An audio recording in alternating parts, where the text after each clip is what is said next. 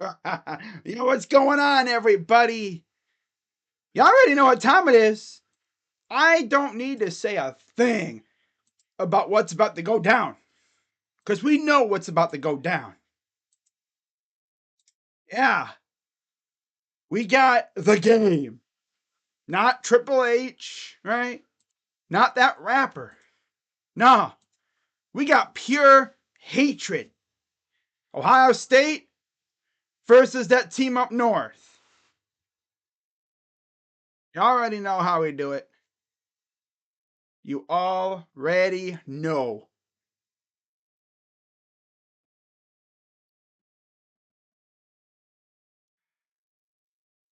What's going on, Jacob? Hope everything's going well with you. Of course, Ohio State came on the short end the last 2 years. They look to get back on the good side of things this week in Ann Arbor against that blasted team up north. Both teams, of course, come into this game undefeated. And for any lunatics that like to bet on games, the team up north is actually 5-5. Over under, or 5.5 point favorites, I should say. Over under is 46.5. That's how it opened. But now it's team up north by 3. And the over under is 46.5 still. Money line, minus 150, plus 130 for us. Okay. Now, looking at the leaders for both teams in passing, rushing, and receiving yards, Kyle McCord, who's looked pretty good the last couple weeks. 211 of 318, 2,899 yards. So all he needs to do is complete a yard, and he has 2,900 yards passing this year. He could easily throw for about 300 plus. No, not 300 plus, but like he could easily get around 29, almost maybe even 3,000 yards passing. Imagine this year he could officially surpass 3,000 yards passing today, possibly. 22 touchdowns, 4 interceptions for Kyle Honda McCord, of course. And then for the team up north, you have JJ McCarthy, 175 of 237, 2,335 yards, 18 touchdowns, 4 interceptions. On the ground, Travion Henderson, 118 carries, 794 yards, 10 touchdowns. And Blake Corum, 180 carries, 888 yards, and 20 touchdowns. That just tells you that a lot of his touchdowns are from close range. Marvin Harrison, 62 receptions, 1,093 yards, 13 touchdowns. Roman Wilson, 37 receptions, 612 yards, and 10 touchdowns. Leads the way for the team up north. Like I said in my preview video yesterday, Ohio State won their last 2 games, scoring 38 and then 37. And then they have only given up 3 points the last 2 games. 6 combined. 3 to Sparty, 3 to the Gophers. The last time we were on the road, out in New Jersey, we beat Rutgers 35-16. The team up north has had some trouble the last 2 weeks, beating Penn State and Maryland by 9 and 7. So, a little bit of trouble. Now, of course, Penn State might have been able to win that game if they weren't the most unserious team I've ever seen that week. Like, damn, Yurchich sabotaging, I see, huh? Yurchich. Yeah, he got fired after that game, too. But overall, should be a banger. Of course, the winner of this game goes on to the Big Ten title game to face Iowa, who, again, doesn't really have an offense. The most offensive thing about them is the fact that they have no offense over there in Iowa. So that'll be, a good game regardless, I bet. Ohio State versus Iowa. And then we either get that or we get Team Up North versus Iowa number 2. It's crazy, though, when you think about it. Since the Big Ten title game was established, we've seen Ohio State face Sparty, right? Yeah. Sparty, Wisconsin, Northwestern twice. And I think there's a Penn State in there too. Let me check here. Let's go through all the matchup history of the Big Ten championship too. The Big Ten championship game history. Mm-hmm. Good stuff. Most championships, 5 for Ohio State. Of course, next year, we're adding 4 new teams from the West Coast, so that'll really spice things up. But in the first ever Big Ten title game matchup, Sparty versus Wisconsin, that was 2011, right? And then the year that Ohio State was banned, it was Wisconsin versus Nebraska. And then 2013, the Buckeyes show up and they lose to Sparty. And then, of course, the next year, the Buckeyes went on their little tear with backup quarterback Cardale Jones, third stringer.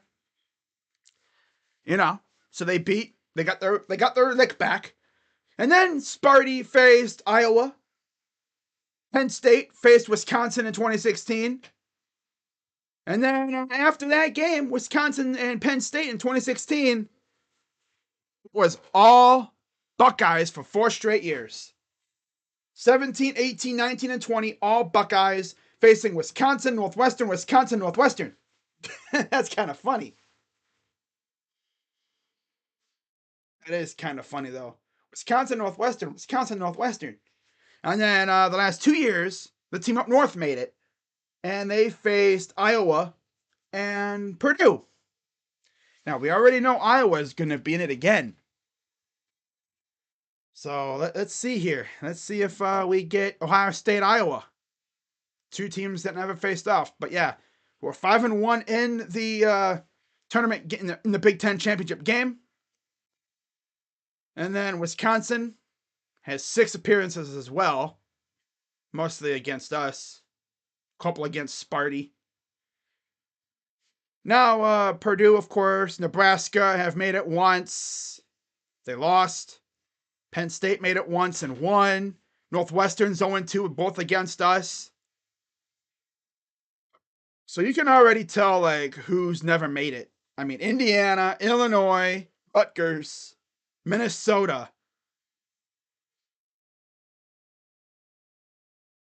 Yeah. Illinois, Rutgers, Minnesota, and Indiana never made it to the Big Ten title game. And now you add 4 teams from out west. So, I got a question for anybody in the chat.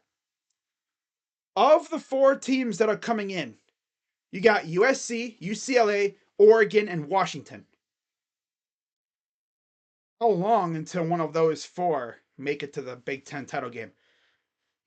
Hey, Crazy Dog, you ever think about the possibility that you could have a match? Of course, Desmond picks the team up north. Of course he does. He ain't gonna pick us. We already know who Aiden's picking. Crazy, right? But I could see it very possible that as early as next year, we could essentially have UCLA, or not UCLA, I don't know, Oregon and Washington again in the Big Ten title game. Imagine how wonky that would be. Those 2 face off in the Pac-12 championship, right? As of right now, that's the matchup. Imagine they face off again next year in the Big Ten title game. Has it happened before? I think so. 2 teams leave a conference for the same conference and then meet back-to-back years in a conference championship game in 2 different conferences. I mean, that could happen again. If Oklahoma, Texas meet, that could happen next year too in the SEC. Although that's going to be much tougher because you got to deal with the SEC teams, Bama, LSU, Florida, possibly, Georgia, of course, right? In the Big Ten, I mean, you have like the upper echelon of teams, and then you have everybody else. Yeah. So, all right. So Pat picks Ohio State. Aiden, of course, picks the team up north. Of course. Of course. Kirk, I bet you he'll pick Ohio State. The ESPN producers are not slick. Yep, of course he picks Ohio State. Love it. Now it's time for Lee Corso. Is he going to pick Ohio State again, or is he going to pick the team up north? Yeah. Ooh, yeah. All right, and then let's take a look at the schedule for next week. All right, he's picking the Brutus head. Right now, look at Aiden. Freaking douchebag. Yeah, okay. Love to see it. Lee Corso picked Ohio State. Love to see it. All right, so now let's flip on over to our game. Ohio State, team up north. You love to see it. So next week, got about 11 minutes before kickoff. So next week, here's the schedule for championship weekend. Friday night, 8 o'clock, Oregon, Washington, and Vegas. Also, you have like New Mexico State Liberty, but who cares about that game, right? Miami, Ohio, Toledo, and the MAC championship in Detroit. Then you have Texas versus Oklahoma or Oklahoma State. Those two are facing off, or not facing off, but winner of that, one of those two will be facing Texas. So no matter what, really, you're gonna get Texas versus an Oklahoma team, most likely. Let's take a look at the standings here. Let's just see if there's a possibility that anybody else could jump those two. I don't think so. No. I mean, you have Kansas State, but you look at Kansas State's schedule. They didn't play Oklahoma. They lost to Oklahoma State. So I think they're already done. They need if Oklahoma already won, so they just need OK State to lose, and they're good. If Oklahoma State wins, it'll be Texas, OK State, I believe, in the Big 12 championship. Because of course, OK State didn't actually play Texas, but they beat Oklahoma. They beat them by 3. And then they followed that up with a loss to UCF. That's brutal. That is brutal. They lost to UCF. So, we're about ready to get going here, guys. But yeah, in the AAC, Tulane versus SMU right now. SMU faces Navy today. So that'll be interesting. Texas San Antonio is also in the running too. In terms of any other games that are confirmed, of course, Georgia Bama at 4 p.m. next week. Tulane will face the number 2 team in the AAC. That will either be SMU or UTSA. Honestly, Tulane versus SMU would be a fun game, I'm sure. Then you have, of course, the winner of this game facing Iowa next week. And then Louisville, Florida State. Man, this game had some intrigue, and then Jordan Travis went down. It just lost all its some of its marquee. Now, I was thinking about streaming Survivor Series tonight because Randy Orton's coming back, and we might have a CM Punk return. So I'll be thinking about that probably this afternoon. Most likely going to stream it. Let's see what games I'll be missing, because I mean, the only game that I really would have cared about was Florida State, Jordan Travis versus Graham Mertz, but they're both hurt. Probably they're all both out, so that's not going to work. Let's see what other games we're going to have.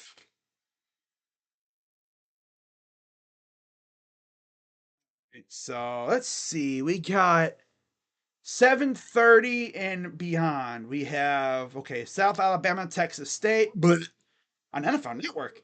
Florida State, Florida, Stanford, Notre Dame. That's on P12 Network. Who cares? West Virginia, Baylor, Charlotte, USF, Clemson, South Carolina.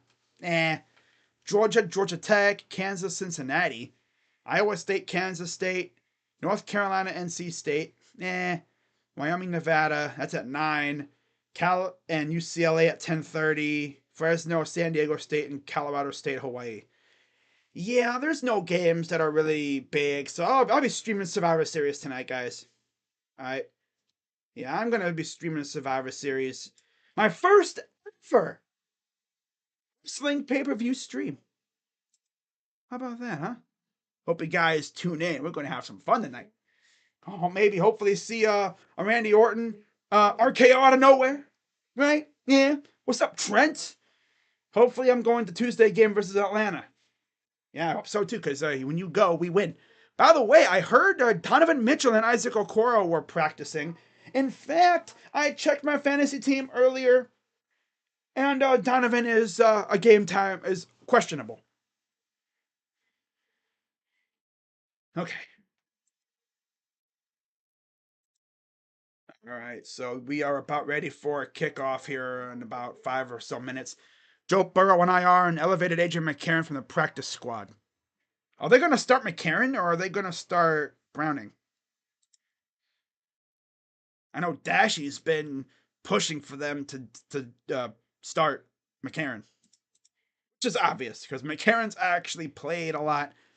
He's had some success, and he's not horrible. And there's Charles Woodson.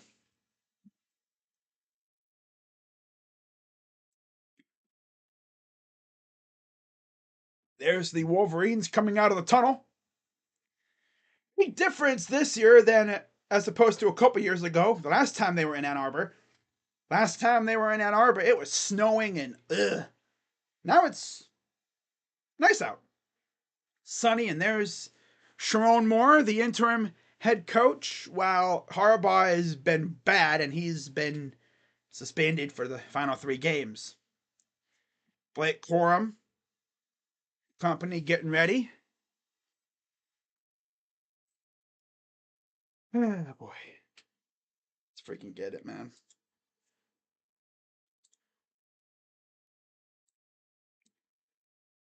Yeah, I'm actually probably gonna stream Survivor Series tonight. I may or may not try to get JB Taylor on the stream. We'll see. I have to ask him. He's probably busy, so I'm not gonna bother him like that. Here come the Wolverines as they jump up and slap their little banner.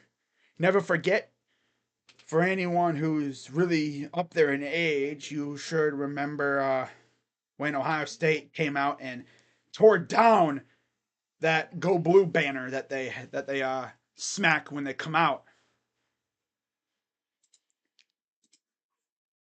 Waiting for this game for a year plus. Winner goes to the Big Ten title game. Loser, well, they just have to wait for a bowl game season. Yep. Yep. Loser has to get ready for the bowl season.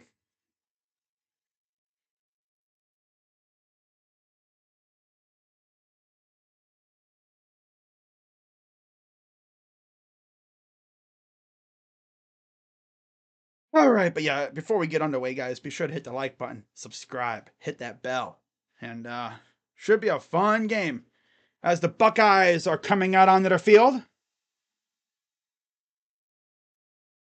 Wearing the usual road unis. Kind of wish they would wear like the more modern road ones that they wore a couple times in the past with the thicker black stripe, the more like profound Buckeye helmet, the leaf logos on the helmet. Pretty good shade of red in the stadium, as there always is. As the Buckeyes come out, A lot of these guys have been waiting a year to face these guys. Of course, the upperclassmen. And there's Gus Johnson and Joel Klatt, as always, on the call. Oh, man, I've been waiting for this game ever since last year's game ended. Of course, compared to last year, Ohio State obviously much better on defense, and they're healthier. Tommy Eichenberg is back. Michael Hall is back. Travion Henderson's healthy, and he's been rolling the last couple weeks.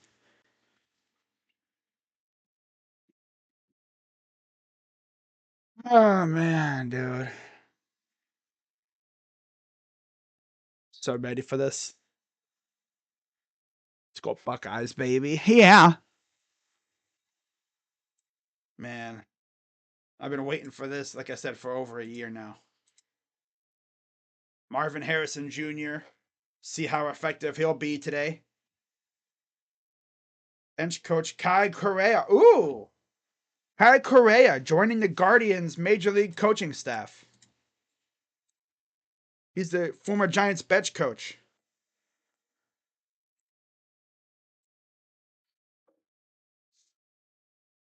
It's cool. I wonder if he'll be our bench coach, helping out Stephen Vogt.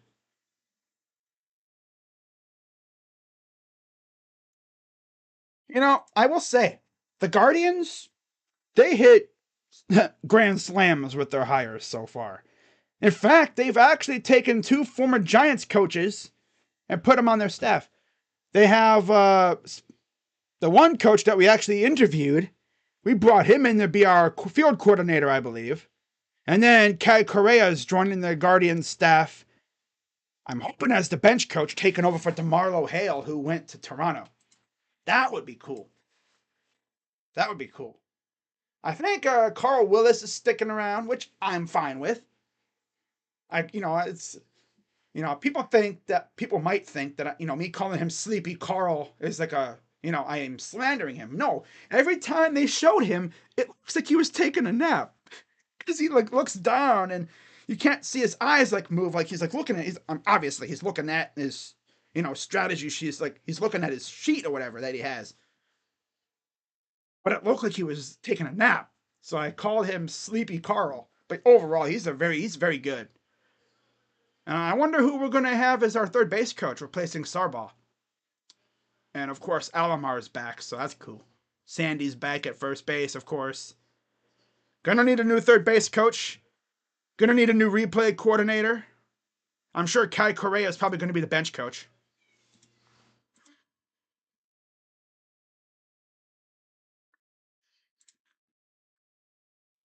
Man.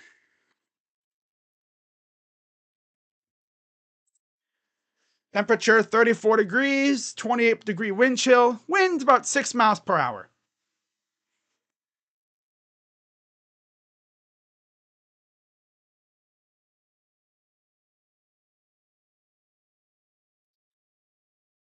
Freaking go, man.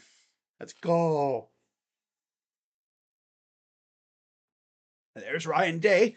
Believe it or not, there was a rumor swirling around earlier talking about Ryan Day going to Texas A&M if they lose the game. So Frolian, Io. It's like, why would Ryan Day go to Texas A&M? We're in our 19th meeting since 1897. Team Up North leads 60 to 52 and 6. I guess they still count that 2010 game. 13th meeting with both teams ranked in the top 5. Third meeting between 11 and 0 teams.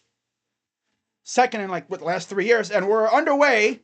Ohio State will get the ball first. And we're ready.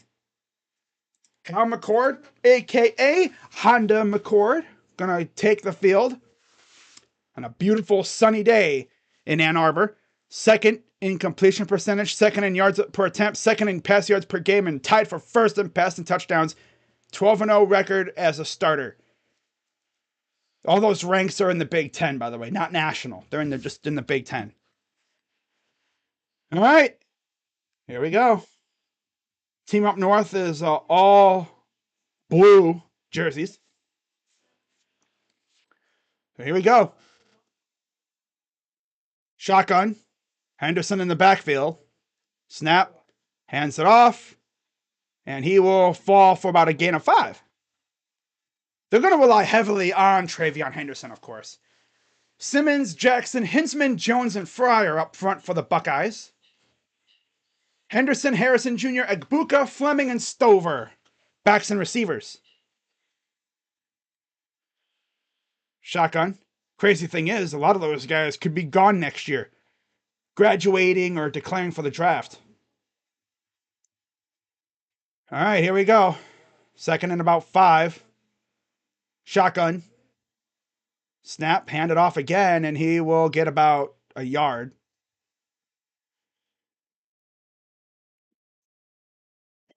Oh, boy. Up front, Braden McGregor, Kenneth Grant, Chris Jenkins, Mason Graham, and Jalen Harrell up front for the team up north. Barrett and Colson, back to pass. Throws, dropped.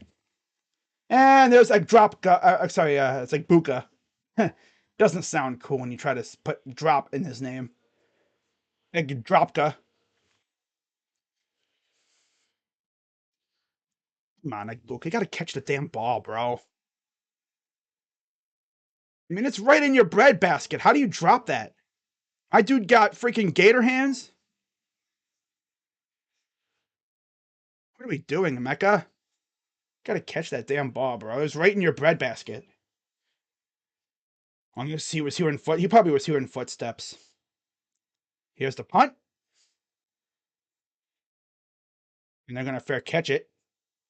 Right around the 35. Oh, Ryan Day. You run it twice and then a freaking incomplete pass. Great drive, Ryan.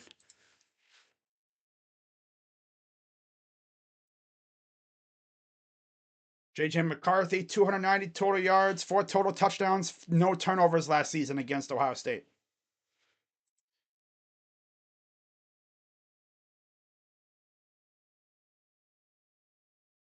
All right. 1st and 10 for McCarthy.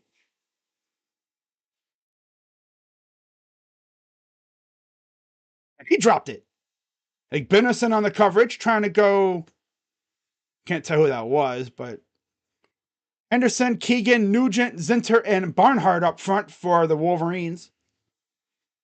Forum, Edwards, Wilson, Johnson, and Loveland are the backs and receivers.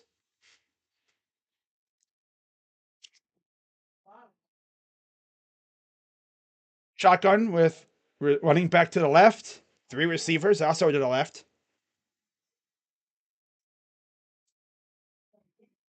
They're going to hand it off for a gain of about 4. All right, 3rd and 5. Maloa, Williams, Hall, and Sawyer up front for the Buckeyes. Eichenberg is back as well. Chambers at linebacker. Igbinoson, Proctor, Styles, Hancock, and Burke in the secondary. Much better secondary than what we had last year, for sure. Way better. 3rd and 5. Now they motion everybody out. Empty backfield. 4 wide to the right, to the left. 1 to the right. Now they're going to motion Edwards. And he goes nowhere. Igbinoson, the former Rebel, first time in the game. The rivalry, that is. This is his first experience of the game. Makes the big play, limits them to no gain. So it's kind of like both teams were feeling out how this game was going to go, and team really did anything on that first drive. I think each team had, 5 yards? Pretty much. And here's the punt. And the punt's away.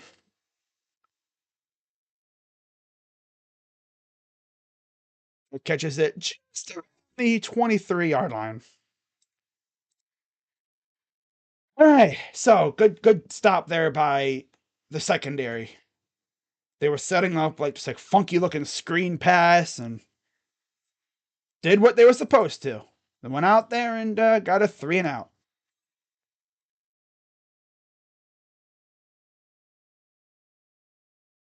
Boy. Let's go. Oh boy, man. Need this win today. Again, the winner of this game will face Iowa in the Big Ten title game. Now, Iowa, their defense has always been really good, but their offense is as sus as any offense in the nation, really. They've always had like a bottom tier offense, but a very good defense. Now, of course, we've seen over the past couple of years, the winner of this game wins the Big Ten title. Ohio State got very lucky last year, lost the game, and they still made the CFP because USC freaking blew it against Utah twice in the span of a couple weeks. Man, dude, talk about a team that just fell to crap. Freaking USC, bruh. 7-5 this year. Ugh. Lincoln Riley, right? Yeah. Caleb Williams, a ton of 5-star talent. But it's like you can have all the talent in the world, but as we've seen, coaching matters. And if you don't have a good coach or a good coordinator, it ain't going to matter how talented you are because your players won't be able to execute. Talent can only get you so far. Of course, if you have realized, I have worn this jersey every week because we've won every freaking week. Probably going to wash this though. I'm getting like little bitty stains on it. Didn't even notice this was on here.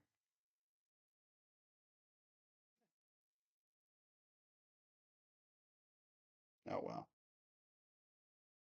I would lob this in the wash. I do wash it though after every wear, every time I wear it, just to freshen it up. Go Buckeye Nation! Championship power will be great. What's up, Robert? Ohio State getting the ball back. Beautiful day in Ann Arbor. And there's a look at the Big Ten standings. Iowa far and away the best team out in the Big Ten West. Winner of this game will face them in the Big Ten title game. Penn State did hang around for a couple weeks, and then the last couple weeks they've just fallen off a cliff. And here's a run gain of about 1, maybe 2. So is that what we're going to do, Ryan? I'm just running on first down every time? Oh, boy. Still early. Come on, guys. 2nd and 8. Shotgun. Marvin on the bottom of the screen.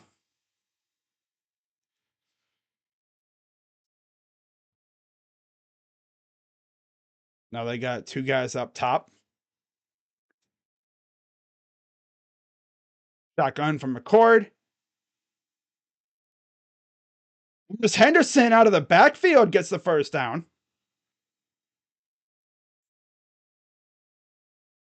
That's out of the backfield there. Henderson was in the backfield. He went up about 5 yards. Found a gap. Sat there, got the ball, and then took off for another couple yards afterwards. Him. Love it. That first down. 1st and 10 for the Buckeyes. McCord with Henderson to his left. Fleming motions. Back to pass.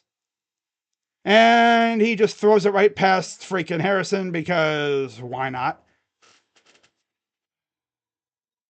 Kyle. Honda McCord. Oh, we're seeing Honda McCord again. I don't think we've had a quarterback as mid as Kyle. A while if we have. Maybe since Bauserman? Beckman? Frenzel? It's been a while. Here's the handoff. Gets nothing. Oh, maybe run it to the left, I mean, that'd be cool, Yeah, run it to the left, maybe, or something. A block better up front.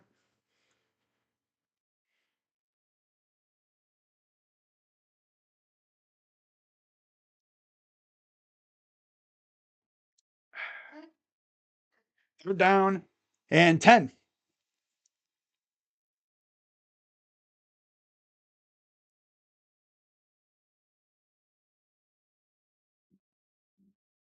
Shotgun from McCord. Dumps it off. Good screen. And he'll get about a yard shy.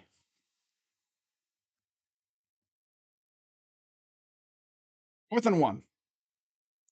Execution. Just needed an extra push from Xavier Johnson, and he would have been able to get there. What was Simmons doing? That was the worst block I've ever seen. He was actually able to block, but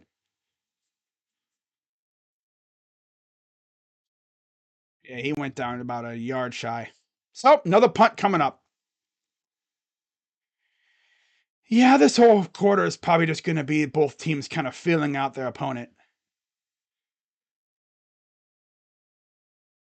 Here's the punt.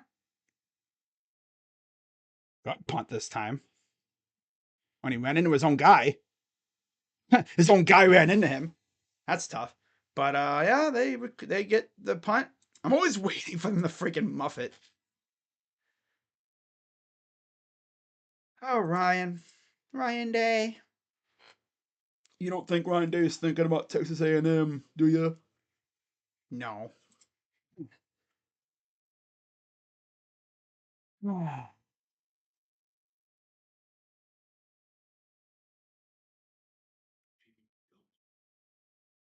Oh boy.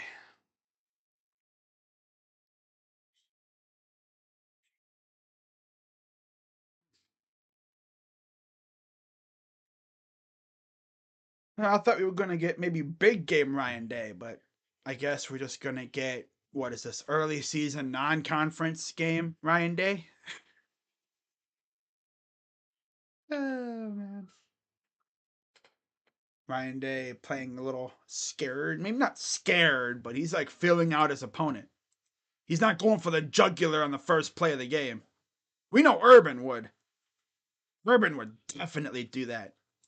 First play of the game, he'd be hunting. He'd be throwing it deep to like Marv.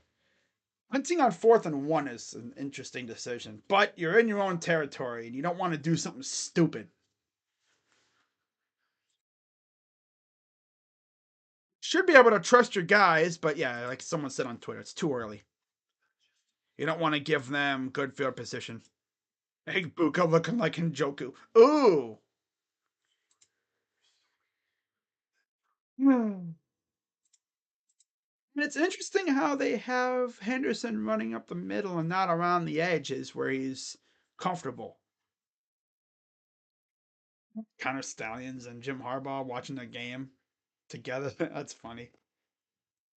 Well, that's a clip. That's a screenshot from Step Brothers. Hilarious movie if you've never seen that. Yeah, I've seen little clips. Really got to see the whole movie though. Never really watched the whole movie. I've seen clips, and my god, that movie is hilarious. All right. Severe anxiety, damn. Ages you 10 years every time. Yeah, I feel that. It's how I am pretty much every big game. Every Browns game, I'm like that. Although I will say, that Cardinal game a couple weeks ago, I was not nervous at all. Because I knew that we had it as long as we took care of the ball and didn't do anything dumb. Once we got up, 2 touchdowns in that game, I was like, yeah, we got this. Arizona never really threatened at all in that game. Against Clayton, too. And, boy.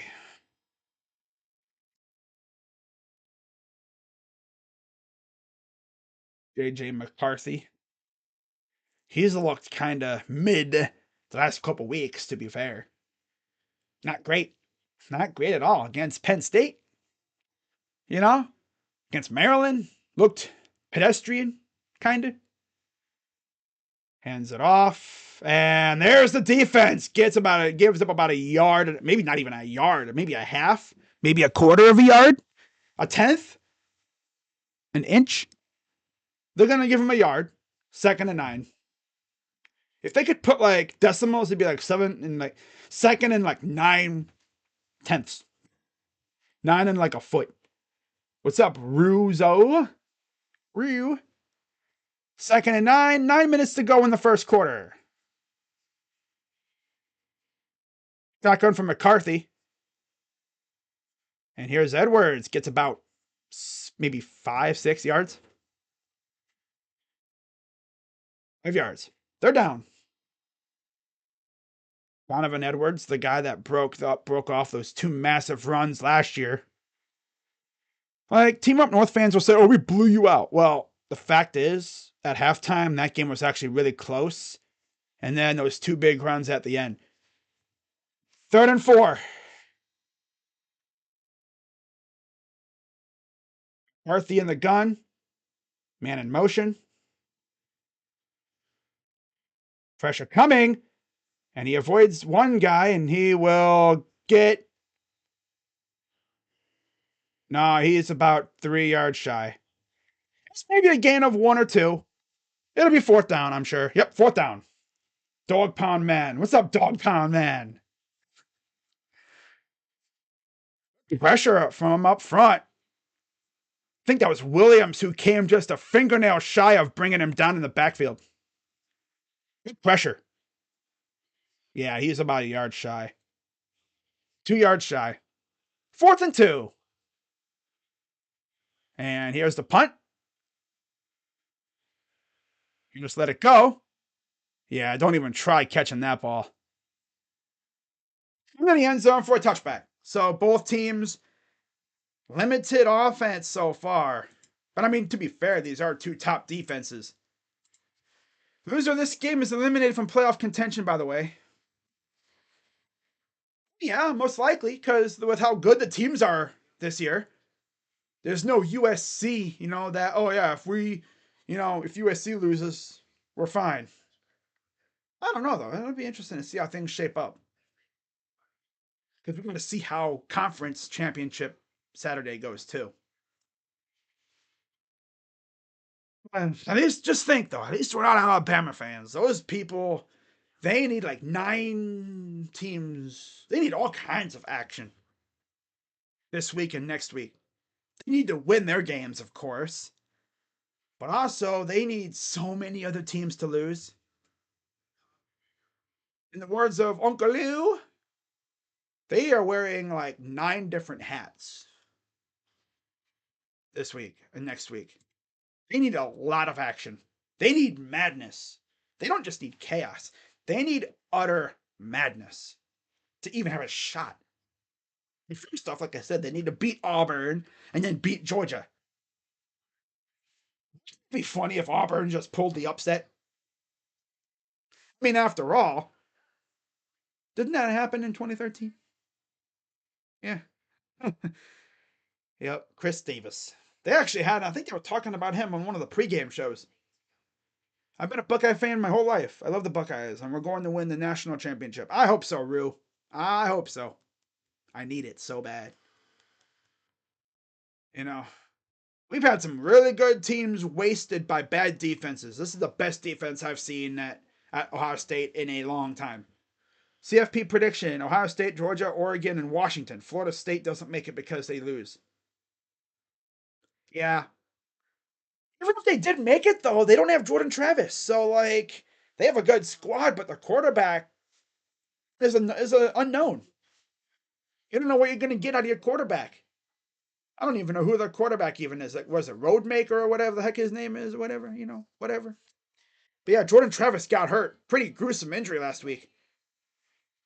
But if Ohio State wins, they're Big Ten title bound, and they face Iowa, which, I mean, we should be able to take them if we got to get past these guys first.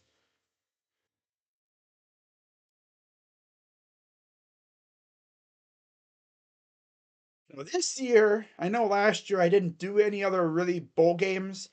I might be doing some other bowl games this year.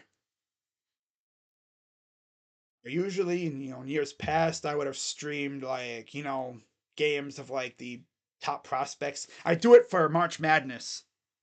I might do it for bowl season this year. Look at the top ranked prospects or whatever and stream their games. But we'll see. Second game with 2 points on first 2 drives. September 23rd at Notre Dame this season.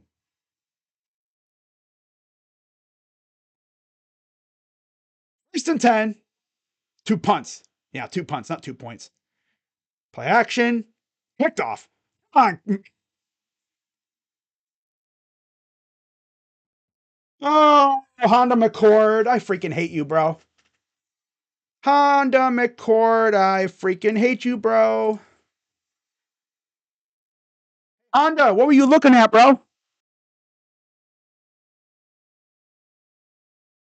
On you, Honda.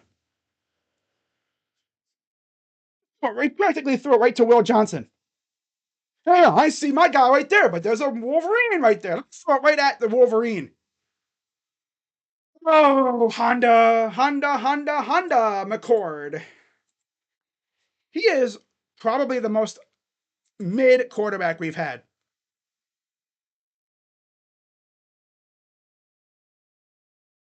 Oh, yep, it's going to be 7-0 team up north. Thanks a lot, Honda. Thank you, Honda. Honda McCord. Freaking ass. This is the quarterback we had starting for us this year. Corum gets stuffed for a yard, maybe. Need a freaking turnover on defense, but our offense wants to be ass. Coaches playing soft, not soft, but conservative. That's not how you play in the game. You play aggressive, right? We're playing like it's freaking non-con game. Like we're playing freaking Akron. Oh, just, play it soft. No, bro, go for the damn jugular. God. Second and goal. For shy. There'll be third and about a yard or two. Yep. Thank you, Honda McCord, you freaking bum. Oh, he can play at Notre Dame, but he can't play at the big house. Why are you even throwing the ball there? Another one of those, what the heck did this dude even see moment. And again, we see why it took Ryan Day 3 weeks to name us starting quarterback. Third and goal. Not it. He's across. Oh, they say he wasn't across. Refs were watching the entire time. They said he was down inside the 1.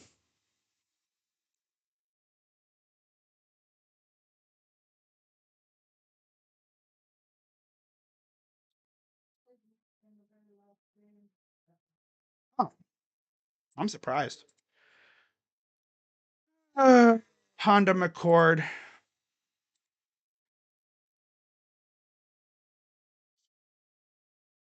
Playing trestle ball. Like, why would you throw it with Marvin literally covered by Will Johnson? He practically threw it to Will Johnson.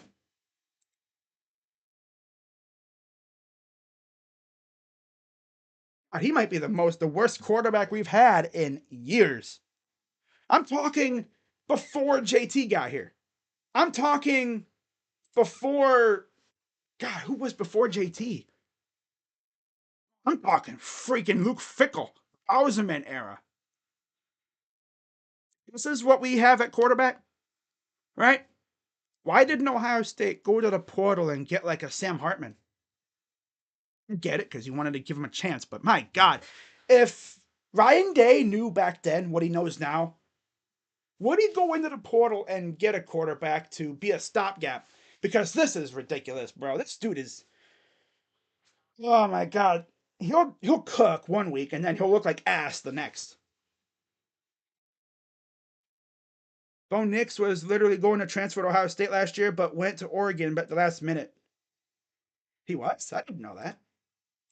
Man, if we had Bo Nix, we probably would have scored first 3 possessions this week. No.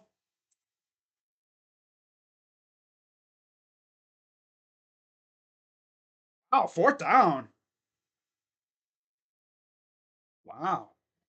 I sworn he got it, but hey, I'll take it. 4th down. And they're going to go for it here. They're probably just going to do like a push or something. 11 for 15 on 4th down. Kind of surprised. I'm just going to take the points, but I get it. Got it. We can thank Honda McCord for that. Just throwing it to Will Johnson. Freaking loser ass quarterback, man. My God. Why are we playing so damn scared, bro? God, dude. Ryan Day really could have chosen anybody. I still think if Lincoln Keenholz was at spring practice, he would have won the job. Brown can't really throw like that, and he's a good runner. But my God, this freaking dude McCord is ass. He's probably the most fraudulent 5-star I've ever seen, bro. I mean, this dude took over for CJ Stroud.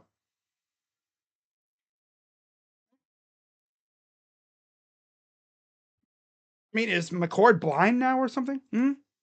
Will Johnson was literally standing right in front of Marvin Harrison. This bozo throws it right to him.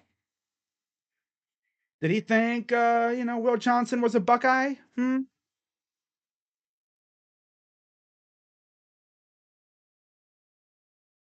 Oh, yeah, Ben Axelrod does have a point. Bauserman was a starter for like half a season and then got benched for Braxton Miller.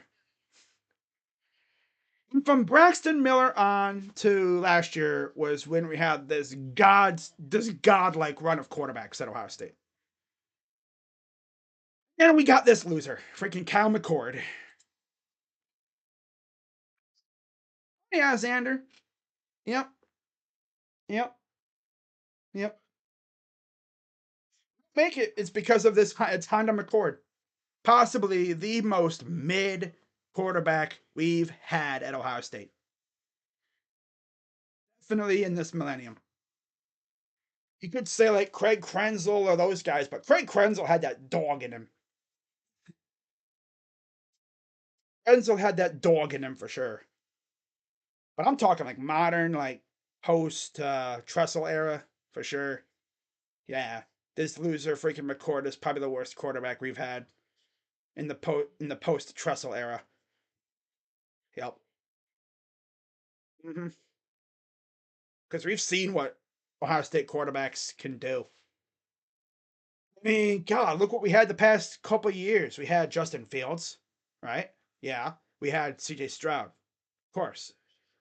We actually had Dylan Raiola, but he transferred to Georgia. By the way, his high school team lost last night. Lost to Grayson. Damn. That's tough. I don't want to see this loser. Okay. I don't want to see this bozo McCord starting next year if he's going to be like this. Because next year, right, we got number one receiver in the country, prospect, Jeremiah Smith, Cornell Tate, Brandon Innes. We got another elite receiving core coming in. They have good running backs regardless. I don't know what we're going to do at tight end. I mean, we're probably going to have Jelani Thurman, probably a couple others as well. I know there's a really good commit coming out of Glenville High School. Yeah, he's really good. Of course, we finally have a good defense and our offense turns to ass. It's usually been the other way around. Usually our offense is carrying, right? But this year it's been our defense. Call me crazy, but I would take Dan Lanning over. I'd take Ryan Day. I mean, he's good, but sometimes he goes full trestle ball and it pisses me off. I mean, to be fair, Urban Meyer would have a game where we would essentially be sleepwalking the entire game. Look at Purdue and Iowa from a couple years ago. Those 2 straight years. So Ohio State will get it back, and hopefully Honda McCord can actually throw it to the guys in the silver helmets. Dude's already pissing me off. Freaking Honda McCord. I'm not even calling him Kyle anymore. His new first name is Honda to me. Until he can actually show that he can be a serious quarterback, I'm calling him Honda from now on, and not Kyle. 1st and 10 for Honda McCord. They're going to pitch it to the right, and he'll get about 4. Literally every drive we've had, we've run it on 1st down. That must be their staple. You know, running on first down.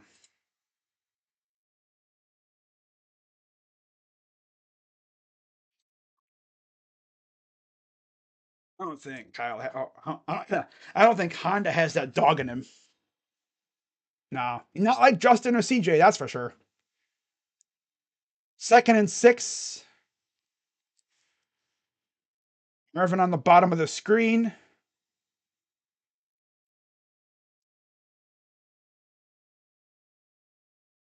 Snap. Hands it off again. Come on, where you going, Travion? And he'll go about 2 yards. We literally run it first 2 downs almost every drive. Now it's a third down and 4. Dude, we're playing scared as hell, bro. Hey Ryan, I thought we were gonna, be more aggressive. No, just gonna be softy.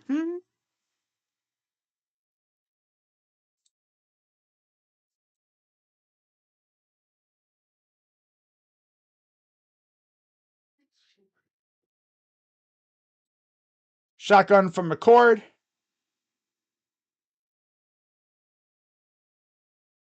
And of course, Marvin catches that one. He'll catch that one, but then, that was a interesting pass. I mean, that's a catch that Marvin makes. In the back shoulder, too. Turn around and caught that one. Oh, and there's a face mask that was missed, too. Throws it deep. Nobody.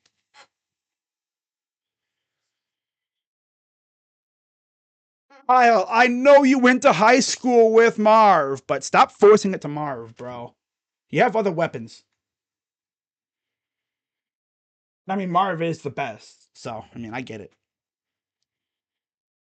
Oh, midcord. Honda midcord. Someone said Cal McCord is going to be special at Pitt next year. Facts. Aaron Nolan's going to make him transfer. Watch. Aaron Nolan's going to be like, yeah, I'm taking your job, bucko. It's a pass. Honda looking. He's going to roll to his right. Throws it away. Oh, he caught it somehow. And there's a flag. By Stover.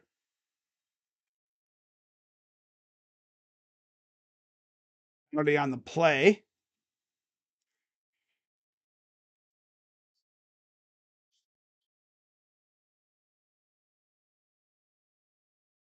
Defense. Ooh.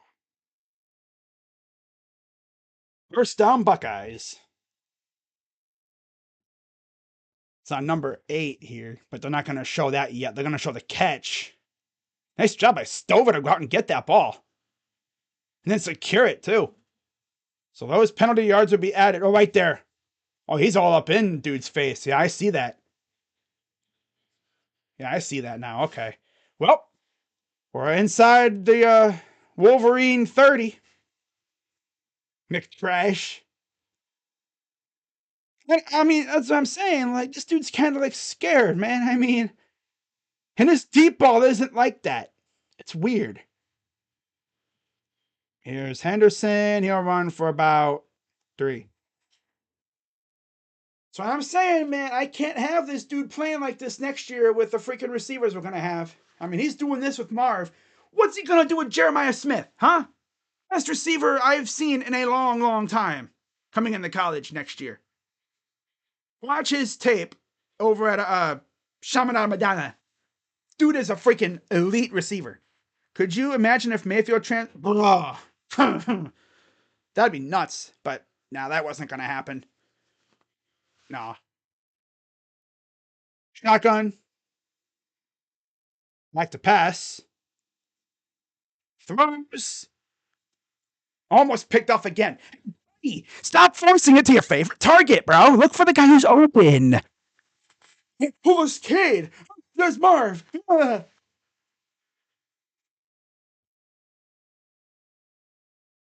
Damn near threw it to another dude who's practically in front of the receiver, man. Come on. Throw it to the guy who's open. This dude McCord is so ass, bro. 3rd and 8. 2:21 to go in the first.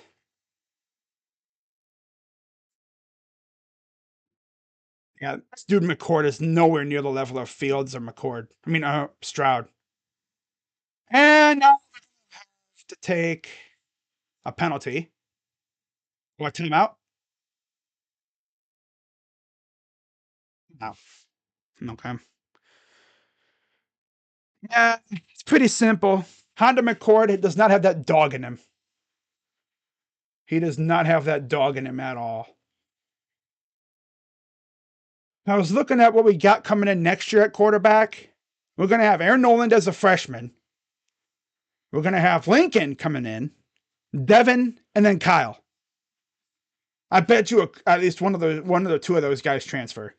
I could see them, maybe saying, telling Lincoln, yo, we're going to probably do something else. Or maybe, I don't know about Kyle. Will they go back to Kyle next year? I don't know. Nate. It'll be interesting to see what they do at quarterback next year, though. So 3rd and 8. See what the Buckeyes do here. Be nice to get a first down.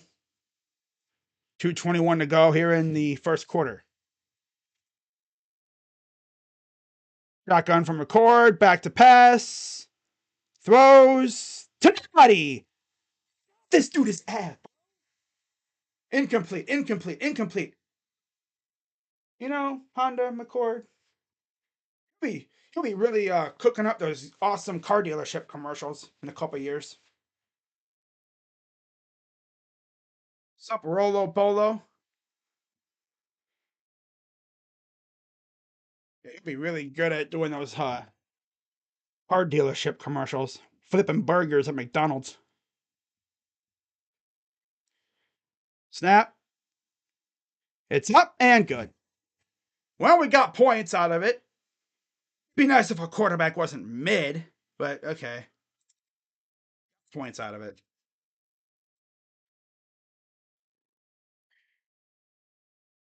McFord threw a good ball. Oh my god. Wow.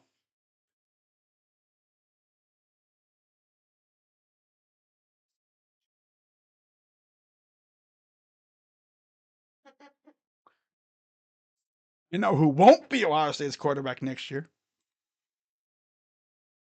Yep. It ain't gonna be Kyle.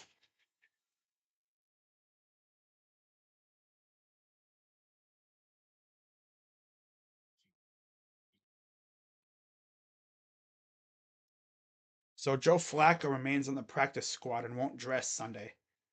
Pernasic is activated. Tanner and AJ Green promoted. Okay. Might need more time to learn the playbook, which I feel that. Kind of have more pressing need at safety than anything. With the, no McLeod. All right. Kicks away and back to the team up north it goes. I wish. Yeah, if she was, he might have been a Buckeye right now. But hey, it is what it is. He's cooking over that Oregon, though.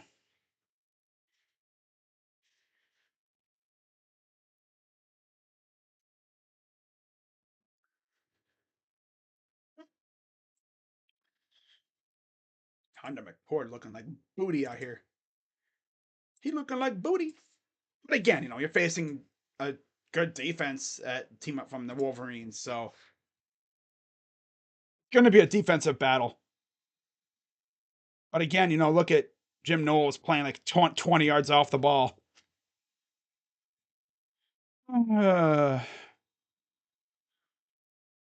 He was in a 9, 2nd and 1. Needs to get his head out of his ass and wake up. Loser's season is over today. Yep. He's out here playing like we're facing like Rutgers or something, bro. It's like we're playing against this dumbass team.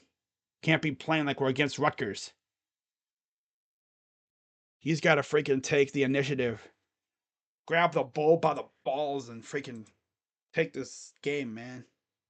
We have the Kenny Pickett of college. I can't unsee that now. We do have the Kenny Pickett of college. And ironically enough, I wouldn't be shocked if freaking Honda McCord transferred out and went to like Pitt or something. Imagine.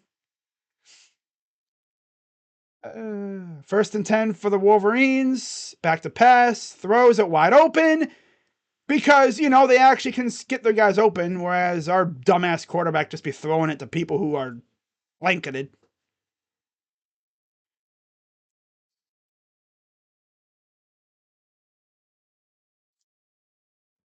Oh my god, defense. And of course, you know, we're not getting any pressure because what is a pass rush nowadays? Chase Young and the Bosa brothers scoff in disbelief watching this pass rush. 30 seconds to go in the first, under center. We have a timeout. Ohio State. Damn, another timeout, Ohio State? Damn. First quarter is not even over, and we're using 2 timeouts. Come on, guys, lock in. Damn, man. Damn, Ryan.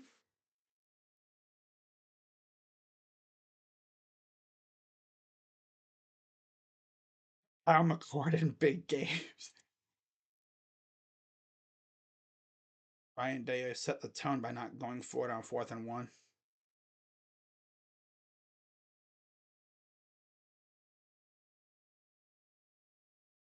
I'm McCord. Get ready to explore that transfer portal, buddy.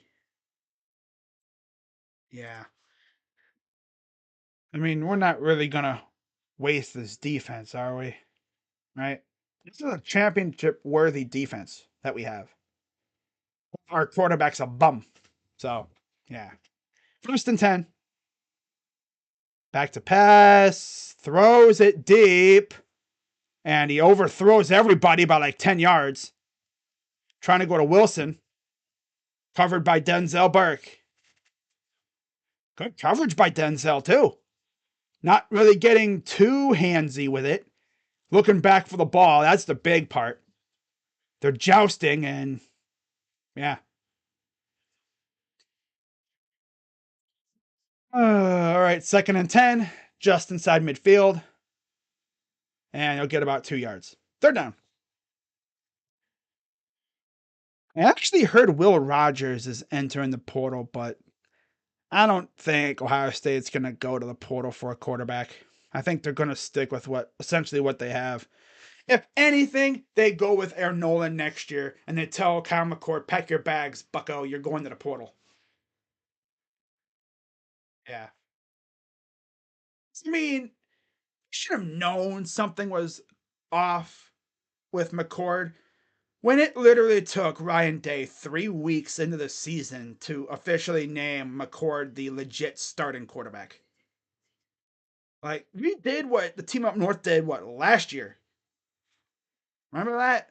That whole scenario that they tried to do with McCarthy and McNamara, was it? Took them like 3 weeks to name a quarterback. That was because they both were doing so well over there, and they wanted to get a good evaluation of how they both did in a game. But our quarterbacks were so not. But I mean, they were mid. Evan Brown though, he's shown some flashes. Haven't really let him do much though. That's the only thing. And Aaron Nolan comes in next year. He might take the freaking job. It's like I said, if Lincoln Keenholz showed up for spring practice last year or this past offseason, he might have been the starting quarterback. But he didn't show up until summer camps when they usually show up for the actual school year. He didn't enroll early.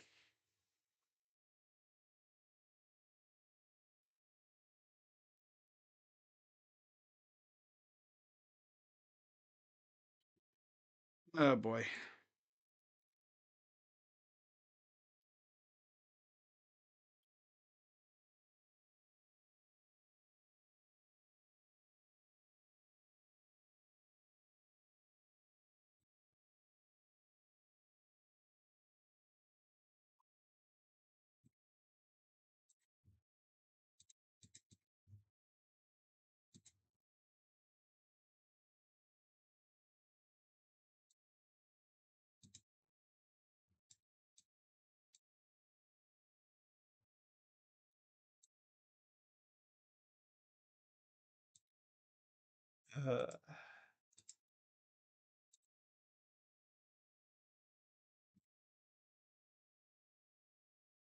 Yeah, I think next year our quarterback is either going to be Lincoln or Nolan. I bet you if it whoever loses might just get redshirted. And you have Devin Brown too. That's why I'm saying I don't think they're going to go to the portal. I think they're going to stick with what they have. Ohio State never really went to the portal. I mean, they did this past season for Tristan Gebbia, but he's not even really a quarterback. He's like a quarterback coach.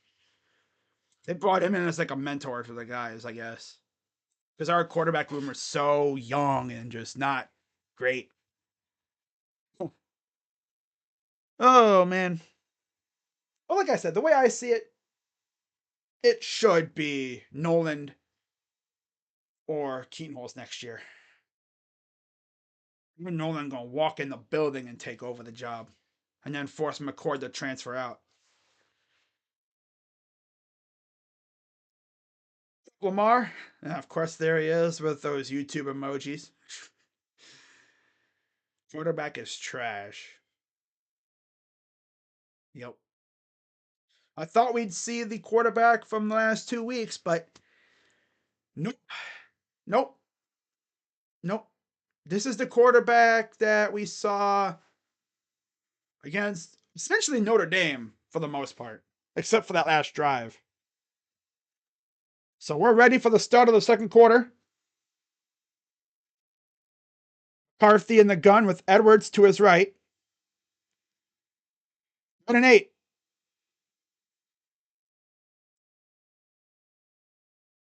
Back to pass. These are coming. And he gets lit up. And it'll be short of about like a yard or two. A little late on the pressure, and he got hit as he was throwing the ball.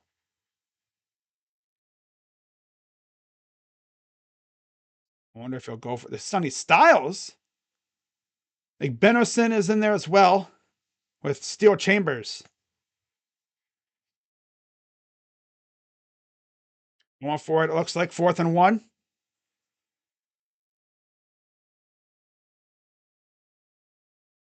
He's going to call timeout. Didn't have the right personnel out there. You got to make sure everything's good, especially in this game. Yeah, I mean, I can't even front, guys. McCourt is trash. Like I've said, like if Keenholes came to spring camp, he's your quarterback because that kid showed some stuff. Although, as usual, when we see a backup in the games nowadays for Ohio State, they don't do much. Because by that time, the game's like a blowout and they just go out there to just eat up clock.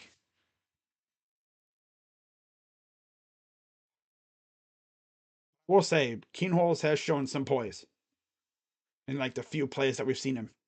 Because Devin Brown got hurt. Ford, 4 of 10, 47 yards and a pick.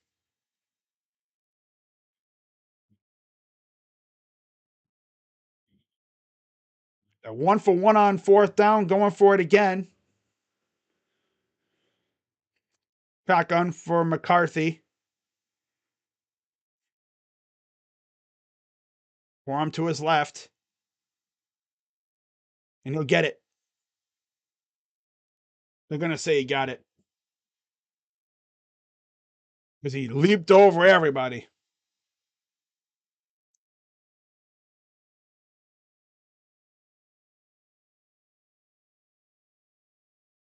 Huh.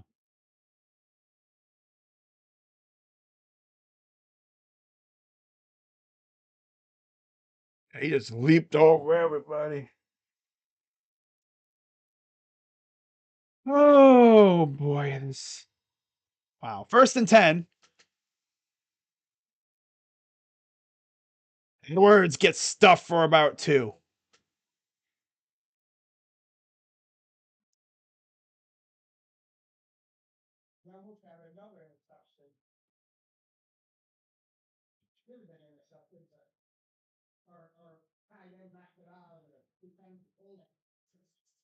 Two rushes, 216 yards, 2 touchdowns last year for Donovan Edwards. All right. 2nd and 8. Carthy in the gun, running back to his left. It's Edwards.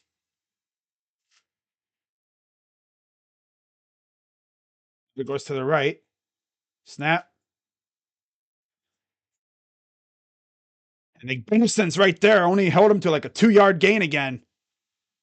Again, like I said, Bennison coming from Ole Miss hasn't experienced the game before. I mean, he's been in rivalries like the Egg Bowl, but that's half pales in comparison to this. 3rd down. Man, I could really go for one of them Buckeye turnovers right now. I mean, I'm talking like what we saw last week. Remember that? I said, we've been kind of dry when it comes to picks and stuff. Could really go for one of those right now for the Buckeye defense. 3rd and 6. McCarthy. Nope. He's probably like a yard short. Maybe. And they're going to give him the 1st down. I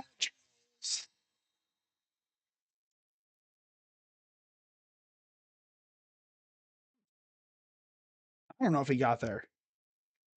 He'd be like a yard short. Because the ball's in his right hand. Might have been like an inch or 2 short.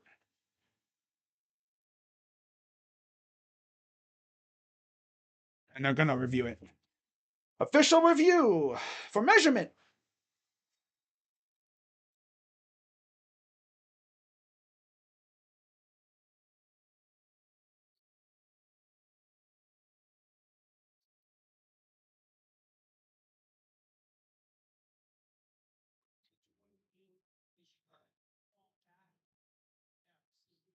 From CJ to this.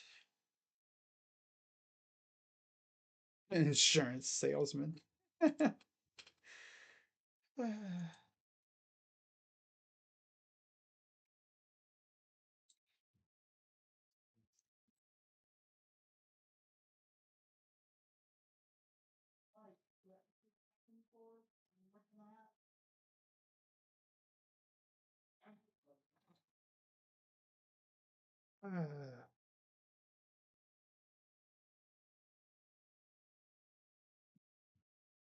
McCord. Honda McCord. McCord and Sons Law Firm. That's funny. Sheesh.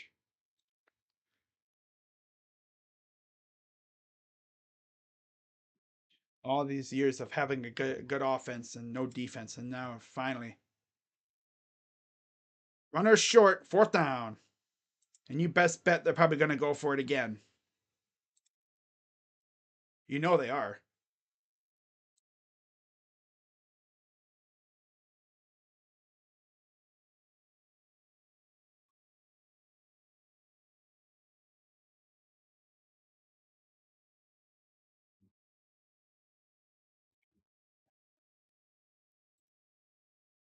Yeah, they're going for it again. 4th and 1, shotgun. But 1st down. Not even really trying to stop them. God, Knowles, I thought your defense was elite, bro. What are we doing here, man? Oh, Knowles. I think Knowles likes watching his teams get bent over in rivalry games. I mean, to be fair, Oklahoma State could never beat Oklahoma. At least until this year. Oh, boy. 1st and 10.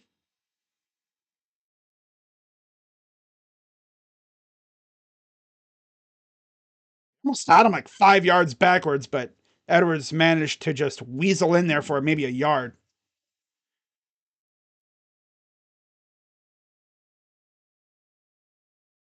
Defense is playing soft. They were playing really well all year. And now this game, they want to play like 10 yards off the ball.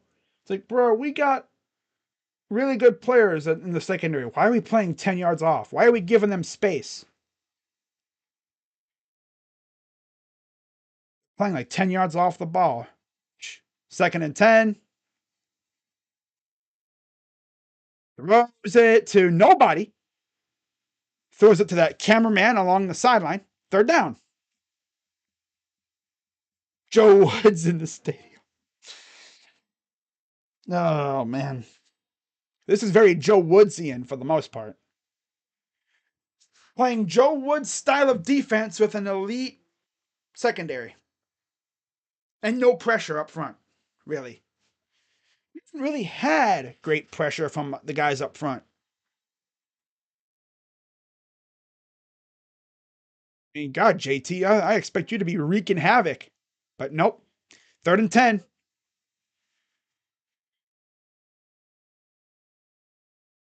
Touchdown. God, Noel, your freaking defense is ass today, bro. Oh my God, Buckeyes. What are we doing? What are we doing? Day's thinking, hey Ryan Day, maybe you should start reciting the whole Texas A&M, you know, song, because you're gonna be coaching there probably next year, buddy. No way, this loser's gonna. Did he take the ball out? No, he's in. He took the ball away, but it might have been afterwards.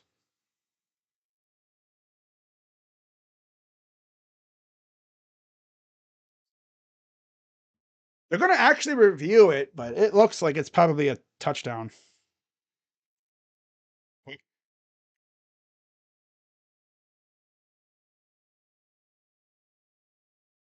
Like Burke took it away like last second, but he might have already been in the end zone.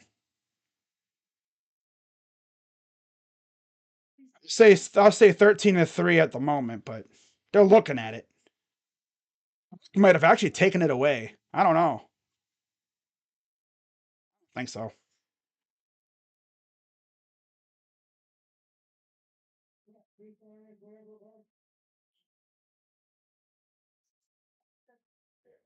Freaking defense, dude. Oh my God, Jagonoff. Also, Jenny McCarthy.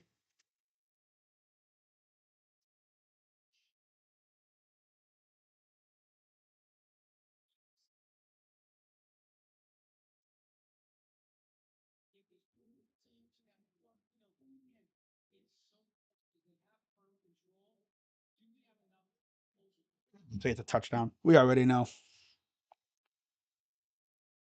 Defense getting cooked already. These guys just don't have that dog in them. They don't.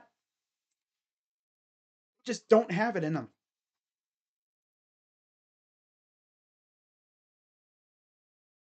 Touchdown. Yep. They don't got that dog in them. Yep. Hey Ryan Day, there's a song that you might need to recite when you go to Texas A&M, because that's the word around college football on Twitter. Saw varsity horns off. Saw varsity horns off. Get ready to learn the the yell. God, Ryan, this dude is disgracing Urban Meyer and Jim Tressel. He is. He's a disgrace right now. He's a disgrace.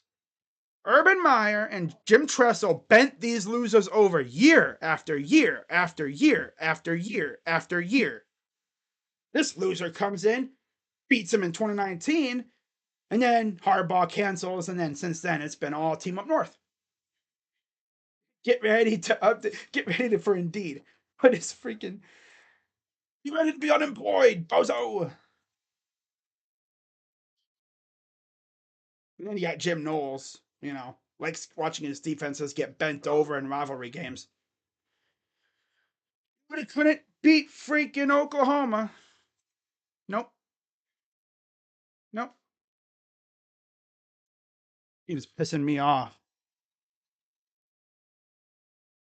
I can't wait to watch Honda McCord throw dump off passes for 3 plays. Yay.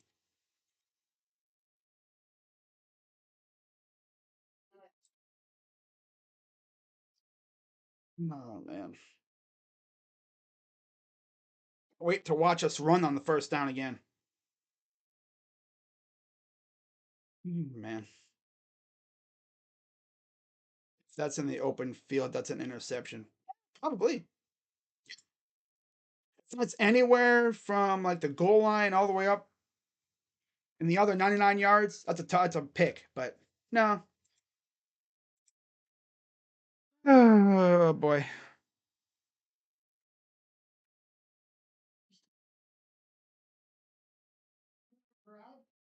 Wow.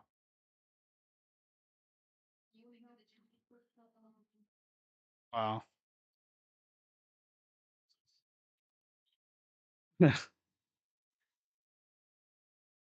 Oh, man. Wow. So Alan Heller has relieved the football team's current coaching staff off of Sparty. Well, yeah, because they're hiring a new coach. They're going to just do a complete reset with their coaching staff over there at Sparty Land.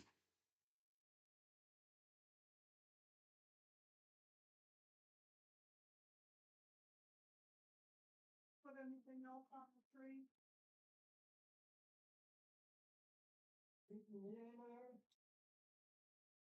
9 days talking to the ref about something. Probably about that play at the end. Oh, Ryan, be ready to recite the Texas A&M motto, right? Their little yell that they do. Oh boy, that would have been a gnarly ass play by Burke, though. Well, how does Ohio State respond? Here's the return. Actually, a decent return from Xavier Johnson. Wow. But is it actually going to matter? Because our quarterback is freaking mid as heck, bruh. So let's do 3 dump off passes and then run the ball. Let's do 2 dump offs and run the ball. Da, da, da, da. Oh, the more I watched that play in the end zone, I thought Burke might have been able to catch that. Burke had it, but yep, of course. All right, shotgun from McCord. Snap, hands it off. Chip Trainum running people over, gets about 9. It's already the best run of the day, I'm pretty sure. It's better than the 5 yards of pop we've gotten from Henderson so far. 2nd and 1.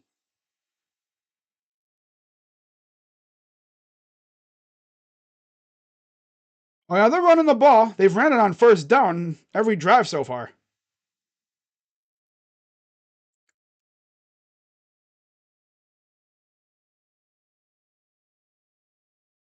Ford goes up. Now he's going to go back to his spot.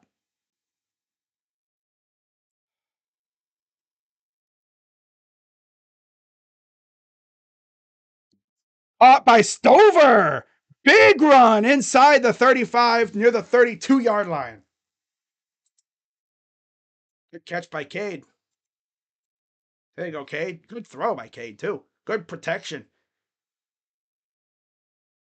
Stover's legit McCord's favorite target. Funky way to bring him down, but luckily he didn't hurt himself.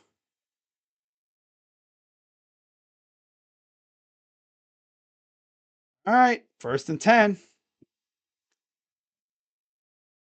Shotgun. McCord in the gun. Back to pass. Limps it off to Emeka Buka, gets about 5 or 6.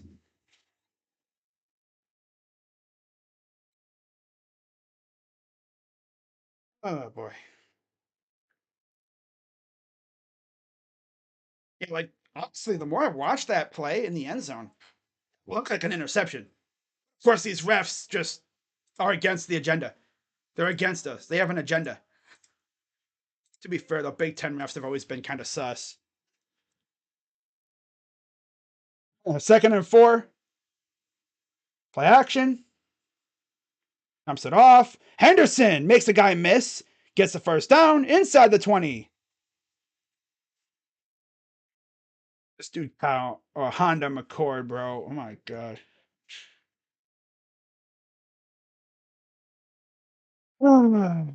7 of 13 for 92 yards from McCord.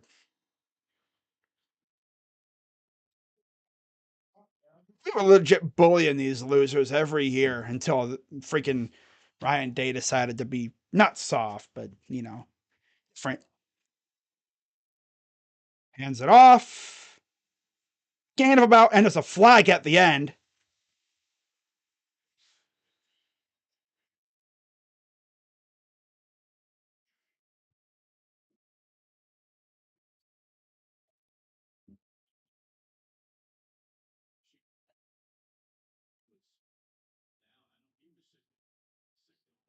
Holding defense.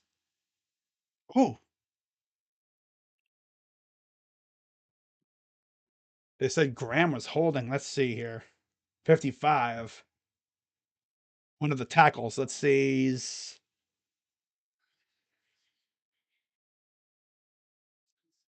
Yeah. Yeah, the right hand didn't allow Hensman to move to go upfield to the linebacker. So first and goal. Snap. Hands it off to Trainum.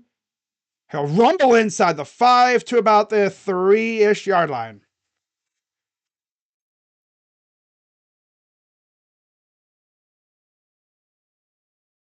Ryan Day probably thinking, so that's how it's going to be then. I think we've really seen like a pissed off Ryan Day play call game before, where he just goes out there and just plays like he's mad at you, like you did something bad to him. Snap, play action, to go touchdown. Let's go. It really should be 10-7, but refs want to say that the pick didn't happen in the end zone. Oh well. Oh, needed that, man. Needed that. Good stuff. Good play call. Play call. Good play call. Yeah. Emeka Buka. Extra point coming up. And good. All right, 14-10, team up north. Good response by the Buckeyes. Good response. Needed that. Needed that. Big time.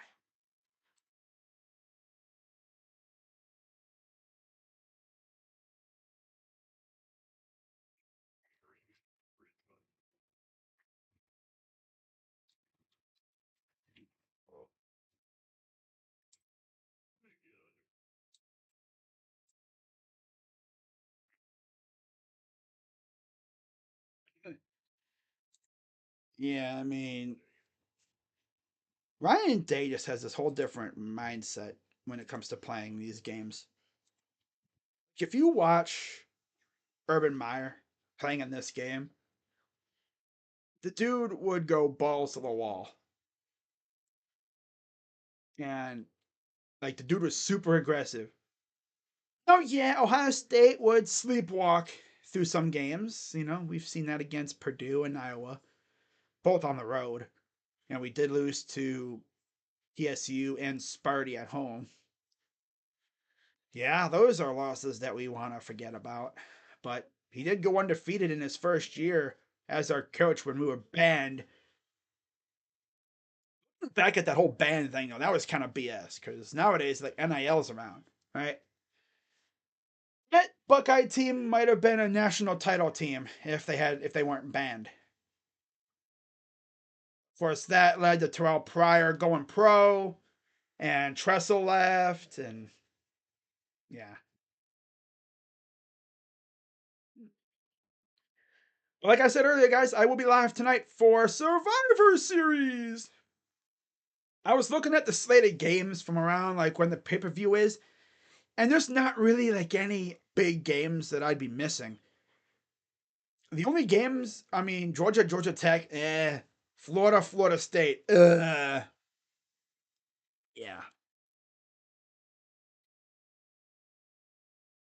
We need to win this damn game, man.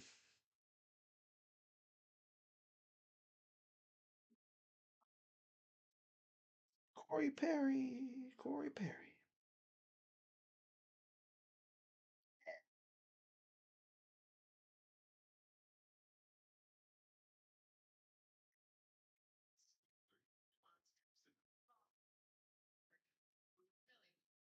Throw to Cade Stover was nice.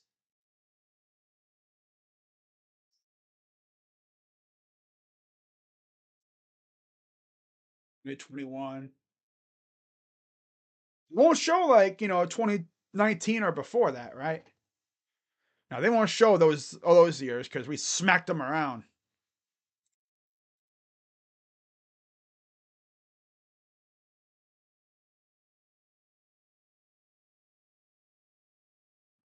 We need a defensive turnover.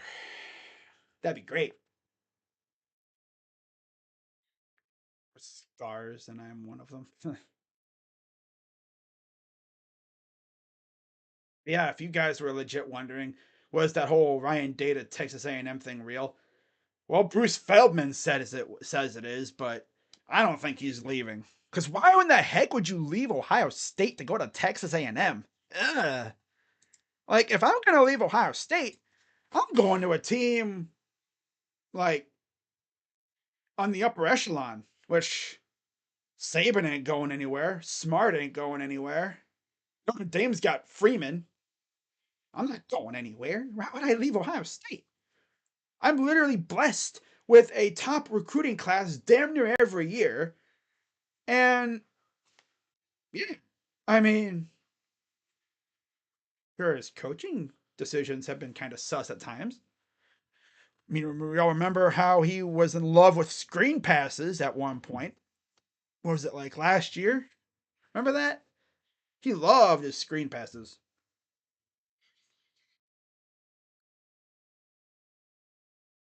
Yeah, I will be live for Survivor Series tonight. My first actual wrestling live stream. You watch wrestling?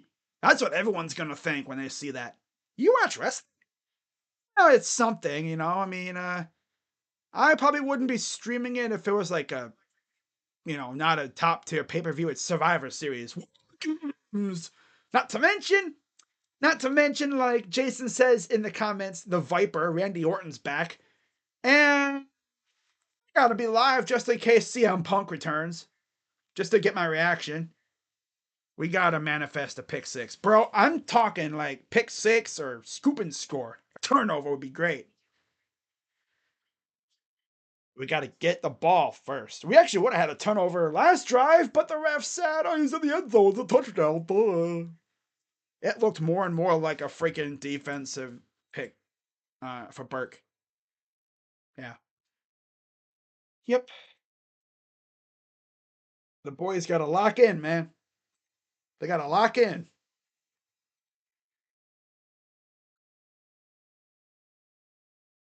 Lock in, boys.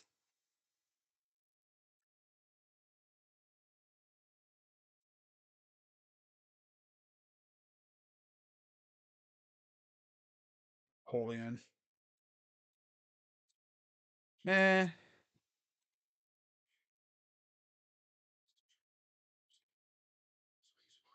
All right. That's funny. Oh, man. But yeah, like I said, the winner of this game faces Iowa in the Big Ten title game. The last one that I believe will be held in Indianapolis. Because I think next year it might be held, what, Vegas or LA? One of those two spots, I'm pretty sure. Because, of course, they're adding 4 teams from out west. Even in real time, it looked like a pick. I mean, Burke literally took the ball from him. If that had happened anywhere else other than the end zone, that's probably an interception. But it happened in the end zone, so yeah.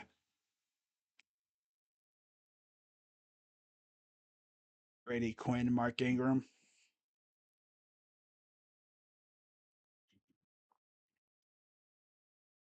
All right, so here's the team up north. McCarthy in the gun. Edwards motions into the backfield with him.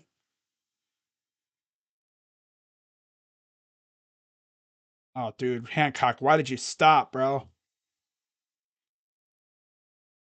One thing I've noticed too. You watch the Browns, right? I mean, yeah, those are professionals, but like Jim Schwartz has these guys, they run right to the guy. They don't stop like 5 yards backwards, 5 yards in front of the guy who has the ball on a screen pass. They jump, they go right to him. So 2nd and 5, shotgun again from McCarthy.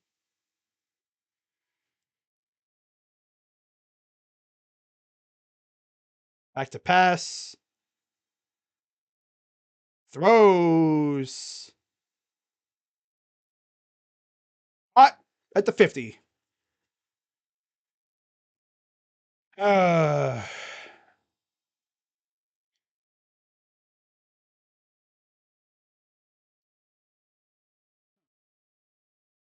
1st and 10. Letting this dude run around, bro. Come on, defense.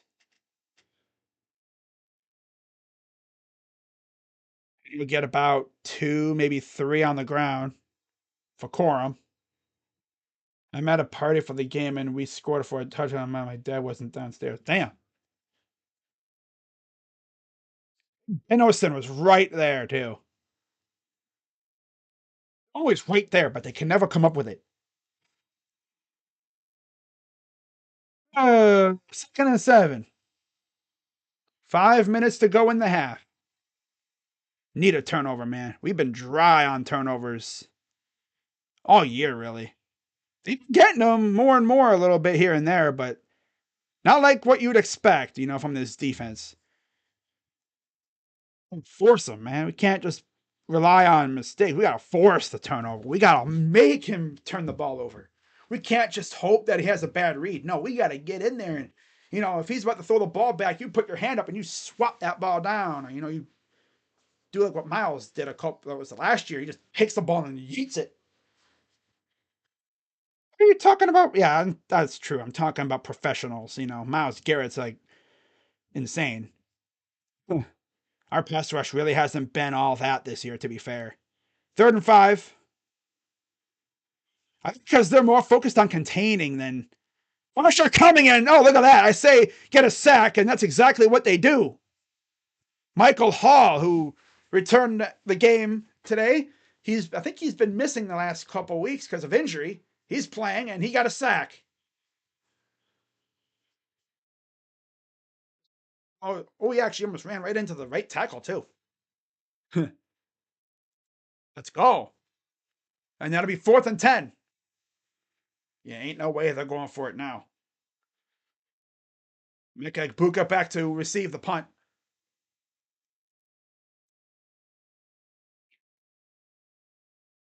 And here's the fair catch. Nope, they're going to let it. It'll be bound at the 2.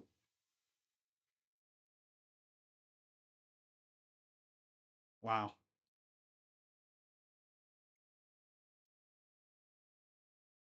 Oh, boy. Remember, I was talking about, our pass rush hasn't been all that. Well, I should clarify. Oh, they gave it to Sawyer. Oh, well, okay then.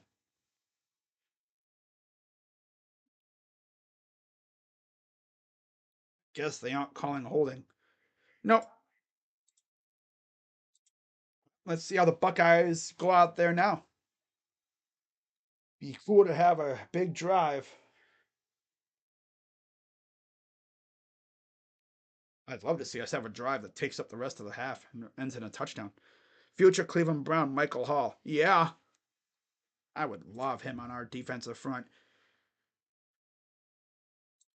Final stance prediction call on CM Punk returning at Survivor Series tonight. Say, like someone says on Twitter, 50-50. Actually, a little less. I'll say 45-55. I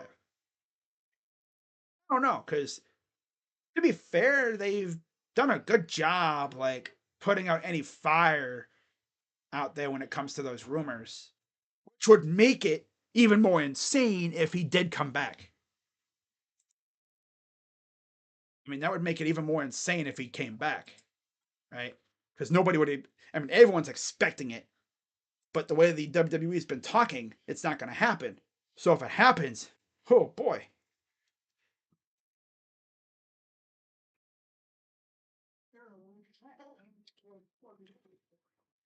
Uh,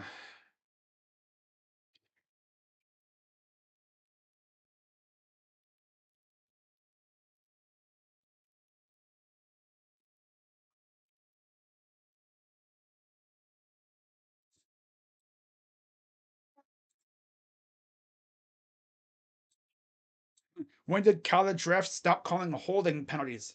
Right? I mean, it would be cool if they could call one, especially when it's blatant right in front of the freaking official. Right? Oh boy. Wow. So Sparty is hiring Jonathan Smith. Program wants zero attention. Maybe wait until after 4 p.m. Yeah, I would wait until after this game to do it. I get it, you know. You want to get it out there now. It's just going to be glossed right over by the game. Nobody is going to pay attention. And then what's going to happen is everyone's going to see the introductory press conference and go, wait, they hired him? And, but then you'll be like, oh, they hired him during the game. The game. Ohio State team up north. Oh, okay. Maybe they should, like someone said on Twitter, they should have waited until after this game is over with. Maybe wait until tomorrow or Monday, the start of the work week to announce it. But I get it. You want to get it out there now. All right, so Buckeyes starting off deep in their own territory. McCord in the gun. Snap. Hands it off. He'll get about a yard, maybe 2. 2nd and 8. Literally, they've ran the ball every first down. Yeah, they've ran the ball every first down this game. That's how they start every drive. Run, run, run, run. I'm waiting for like a read option pass as Henderson's hobbling off, of course. So train him in the backfield now. Hands it off. Gets another yard. Another. Let's do nothing this drive. Yeah. Oh, another yard. Oh, he must have rolled his ankle or something because they're looking at his ankle. Let's run it again, Ryan. Hey, Ryan, let's run it again. 3rd and 7. Back to pass. Rolls to his right. Throws. What? Fleming. He caught it.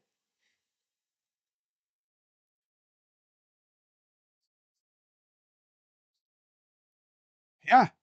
Then he went out of bounds with it. Yeah, he made the catch. First down. They're trying to, it was the dude was already on the ground and he went out of bounds pretty much. He by far secured it. Now what?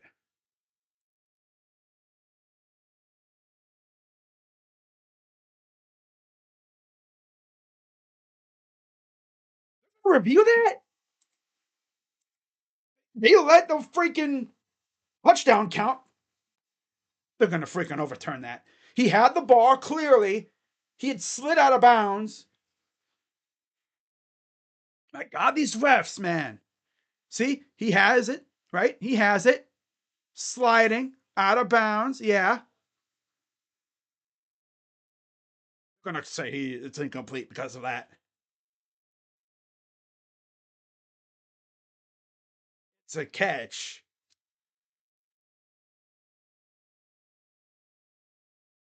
He was on the ground. He hit the ground and then slid out of bounds before the ball even came out. And he was out of bounds when the ball came out anyway.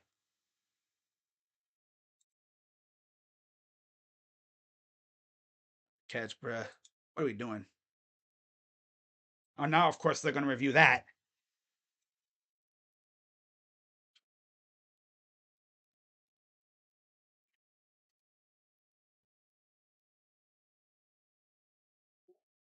Man, if they.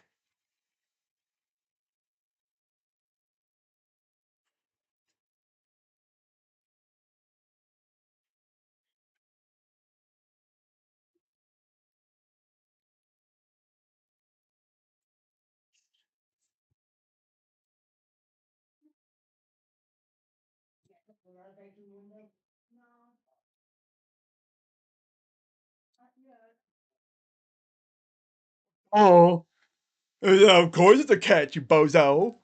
He literally caught the ball, hit the ground, slid out of bounds for like 3 seconds, and then the ball came out as he had already come to a stop.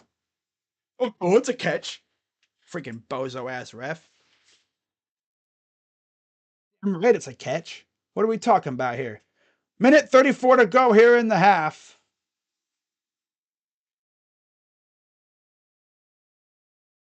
Here we go. Fleming doesn't know where he's going. Or just line up somewhere, bro. Damn. Back to pass. Steps up. Throws. Oh, by Henderson. The flag. I mean, that's Harrison, not Henderson. Caught by Harrison and the flag. So it's the NFL. He'd be getting those yards tacked on.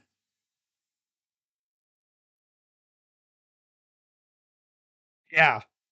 Because it would have only been 15 yards. It wasn't a spot foul.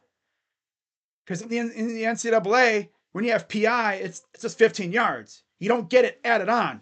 And there's a hit afterwards, too. Go Honda. Now we're into Wolverine territory now. 1st and 10.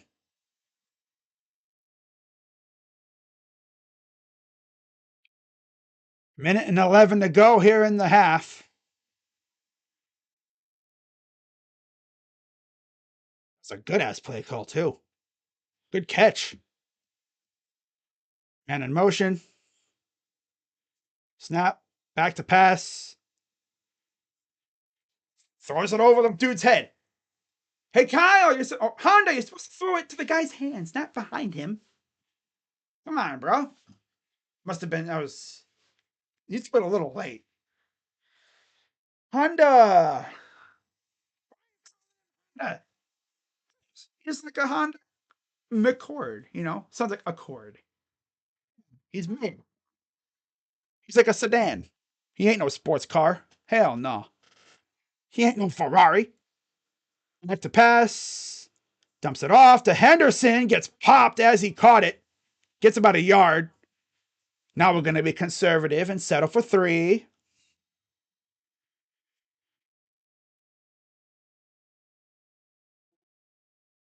Yep. Shotgun. Come on, Julian. What are you doing, bro? Back to pass. Caught. Gain of a couple. 4th down. Full time. Probably still going to go for a field goal. Watch. They're actually going to go for it here. Now he's going to go for the field goal.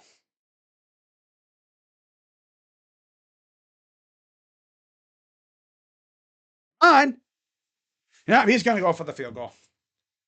Crystal ball. Good job getting us in the position. But does Ryan know that we don't get the ball to start the second half?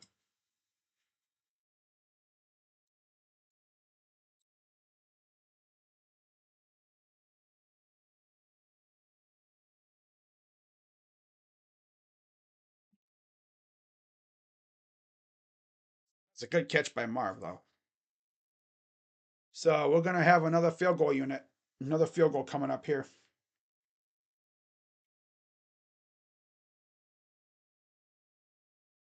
I'm just happy we're hopefully getting points here.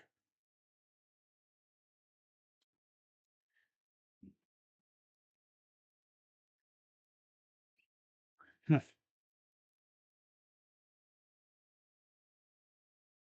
right. 3 seconds to go. Fielding coming out here. Oh, by the way, Ohio State used up their last timeout. Okay. That's right. All right.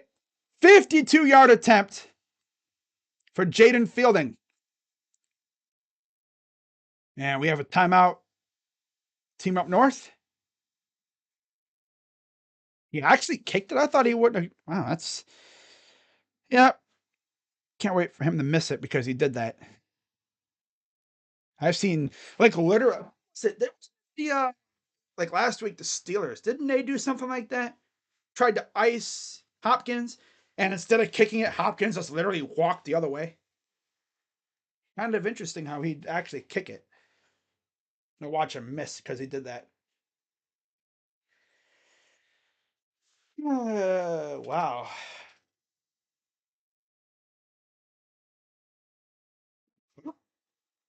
Fourth and 2. Imagine they fake it. Nah, they wouldn't do that. That'd be hilarious if they did, but they're not going to do that. Nah. Fourth and 2.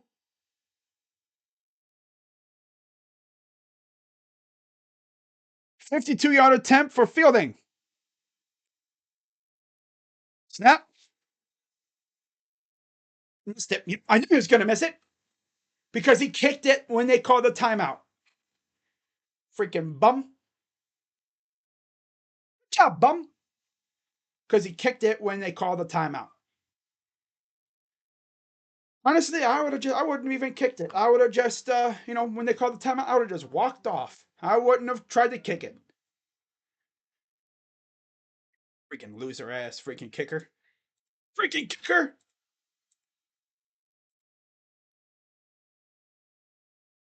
Oh boy.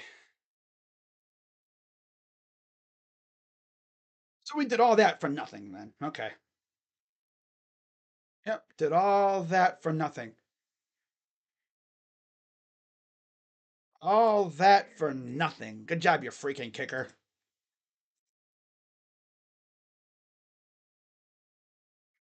So at halftime, we're down by 4. I knew he was going to miss because he kicked it off the timeout.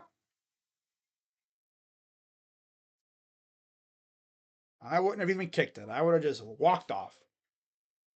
But no, he kicked it, I mean, freaking loser ass kicker. Oh boy. And now they get the ball to start the second half. And we're down by 4. Granted, it'd be nice if they were more aggressive, but it was 4th down.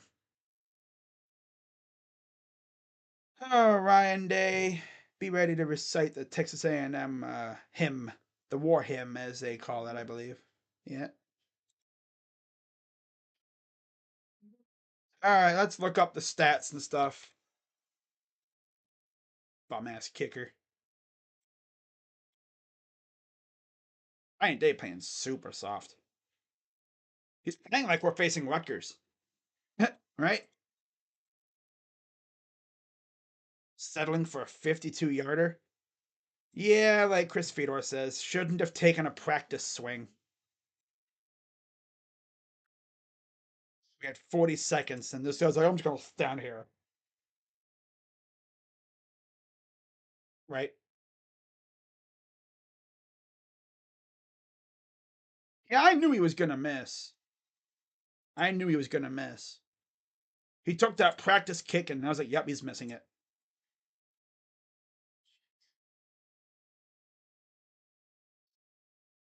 Yep. I knew all the way he was going to miss that.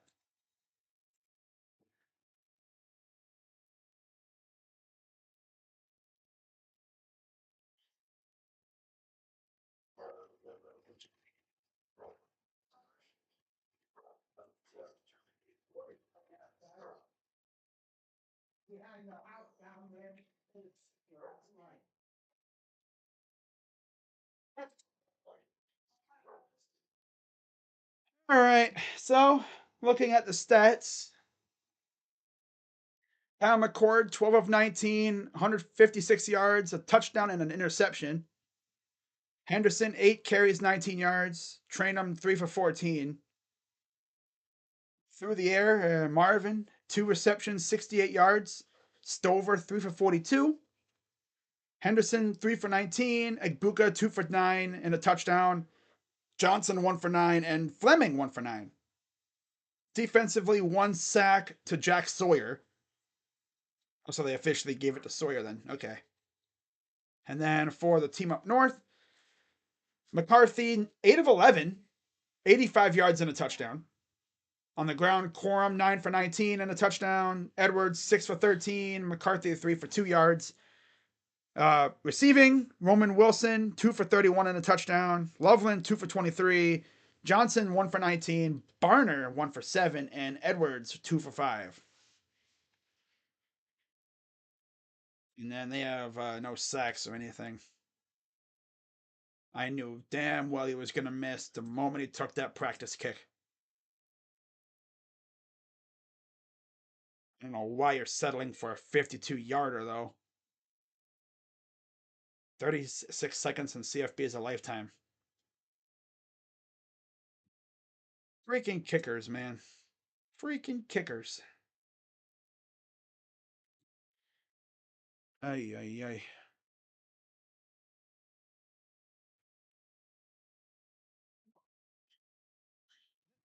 He's going to do that. He should go to Texas A&M.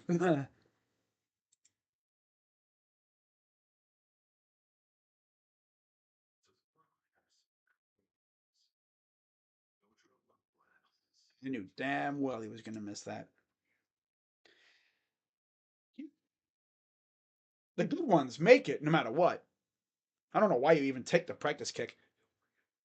Because, like I said earlier, Dustin Hopkins, they tried to do that to him. And again, Dustin's a professional, he knows better. He just walked off. And I knew damn well he was going to miss that. Play calling was too conservative. Decision to not go for it on 4th down was silly, too. Yep. Ryan Day being safe with it, not being aggressive. He's not grabbing the ball by the balls. Coach conservative. Blackbeard. Oh my god. I'm Blackbeard.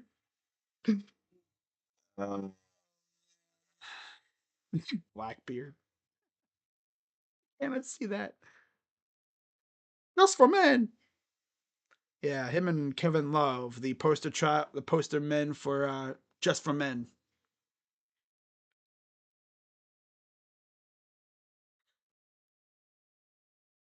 You ever wonder what this team would look like if Urban never left because of health issues?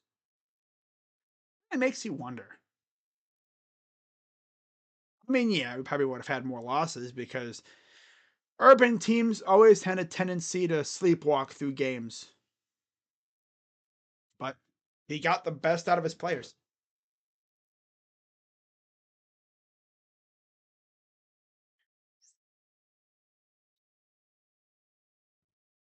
Oh gosh. Kadarius Toney ruled out ankle hip injury. Damn.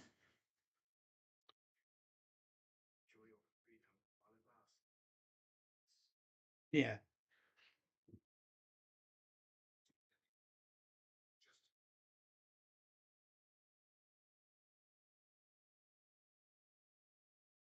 Uh, Wasting that catch by Marv, getting nothing out of it. Extremely sus play clock management.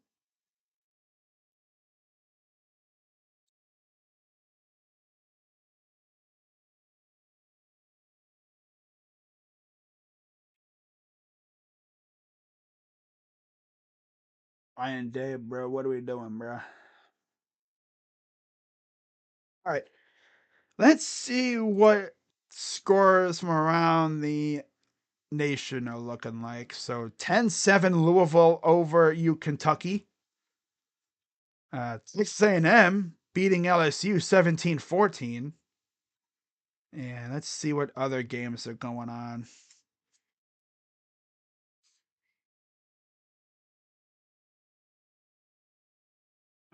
That's it in terms of top 25. Now, in all of FBS, we got, see what, 24-14 A&M now. Wow. Wow. All right. Indiana beating Purdue 14-12. Middle Tennessee over Sam Houston 13-9. 19-0 UConn over Massachusetts. 13-10 Duke over Pitt. 2010 UCF over Houston. UCF trying to become bowl eligible this year. First year in the Big 12. Damn, SMU is smacking Navy 52-14. Sheesh. 14-10 Troy over Southern Miss. Northern Illinois and Kent State. Ew, 1-10. Ugh. 17 apiece there. 14-12 Miami over Ball State. Florida Atlantic and Rice tied at 7. Coming up in a few minutes on CW, it is Wake Forest and Syracuse. On ESPN Plus, Tulsa, Eastern Carolina. UAB, North Texas. Georgia State, Old Dominion. Western Kentucky, Florida International. On Pac-12 Network, Colorado, Utah. Another UL Monroe, Louisiana on ESPN Plus at 3 o'clock. Also with Colorado, Utah at 3. And then Western Kentucky, Florida International at 3. 3:30, Alabama, Auburn. And then Arizona State at 3:30 on ESPN. San Jose State, UNLV at 3 as well. That game I don't even think is on anywhere, really. BYU, OK State on ABC, 3:30. Vanderbilt, Tennessee, 3:30. Liberty, UTEP. Northwestern, Illinois. Wisconsin, Minnesota. Oh, damn. Maryland, Rutgers. Virginia Tech, Virginia. God, this 3:30 slate is loaded. Georgia Southern, App State. James Madison and Coastal Carolina. Arkansas State, Marshall. God, that's a lot of 3:30 games. Holy crap. 4 o'clock, Wazoo versus Washington and Apple Cup. Jacksonville State and New Mexico State at 4. And then you have the 7 o'clock slate. Florida State, Florida, Notre Dame, Stanford, West Virginia, Baylor, South Alabama, Texas State. Both teams are bowl eligible, believe it or not. Georgia versus Georgia Tech, 7:30 on ABC. Clemson, South Carolina, 7:30 SEC Network. Kansas, Cincinnati, ESPN2, 7:30. South Florida, Charlotte, ESPNU, 7:30. At 8 o'clock, Iowa State, Kansas State on Fox. North Carolina, NC State, 8 o'clock on ACC Network. And then you have 9 o'clock, Wyoming, Nevada. 10:30, Cal and UCLA. Fresno State, San Diego State. And then the last game of the night, Colorado State, Hawaii at 11 p.m.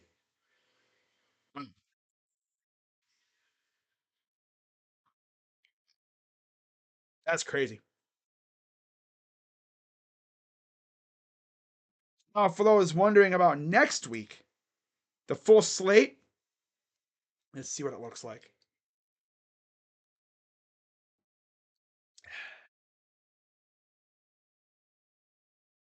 Do you think the Cavs will beat the Lakers? I don't know if I asked you. No, you didn't ask, and I think they can, especially if Donovan's back, which he's questionable.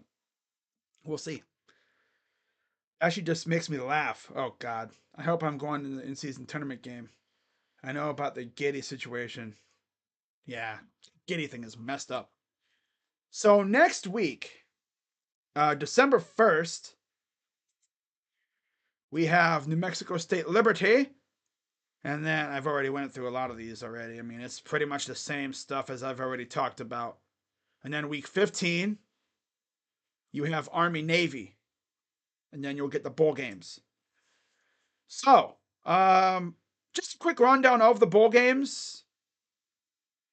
You have the Myrtle Beach Bowl. That's actually the first game of the year, bowl game wise. December 16th at 11 a.m. Wow. That's at Brooks Stadium in South Carolina. Holy crap. Caesars Superdome will have the New Orleans Bowl at 2:15. The Avocados from Mexico Cure Bowl at FBC Mortgage Stadium in Orlando. And then University Stadium, 6:45. We'll have the New Mexico Bowl. Then you have the LA Bowl at SoFi, and then Independence Bowl at Shreveport. That's the opening day of bowl games. Then you have like bowl games on the 18th. You have one bowl game a day from the 18th all the way up until the 23rd, when you'll have another loaded slate on Saturday. Noon, Birmingham Bowl, the Camellia Bowl, Lockheed Martin Armed Forces Bowl, Idaho Potato, 68 Ventures Bowl, and then SRS Distribution Las Vegas, and then the Easy Point Hawaii Bowl at the Clarence TC Ching Athletics Complex, which is, I guess, like a miniature, like a football facility that they have there, because they're trying to build a new stadium over there because the Aloha Stadium is crumbling and it's a mess. Everyone knows about Aloha Stadium, I mean, with it being so close to the ocean, kind of, that ocean salty air has been eating away at it and just turning it into a wreck, kind of. I think they've been thinking about tearing it down if they haven't already. But yeah, that is the 23rd, and then you don't have bowl games for a couple days, and then you have bowl games after Christmas. You have the Quick Lane Bowl, First Responder Bowl, and then the Guaranteed Rate Bowl on the 26th. On the 27th, you have 4 bowl games. 28th, you'll have another 4. 29th, 4 bowl games. Then you have the 30th, another 4. And then New Year's, you have a couple. You have the Relia Quest, Cheez It Citrus, Vito. Oh, I'm sorry, Vito. The Verbo Fiesta.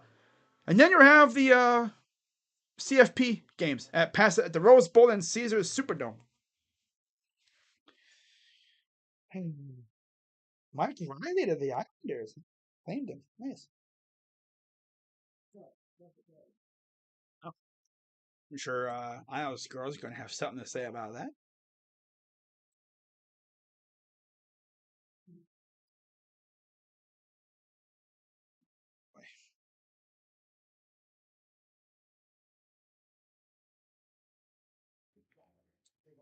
And day, man, he's making it to where I wouldn't even be mad if he left. Because this play calling is butt. Booty. Booty butt, booty butt, booty butt cheeks. McCord and Day are.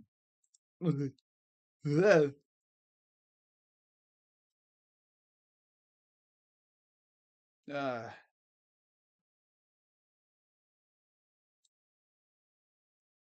dude has no guts.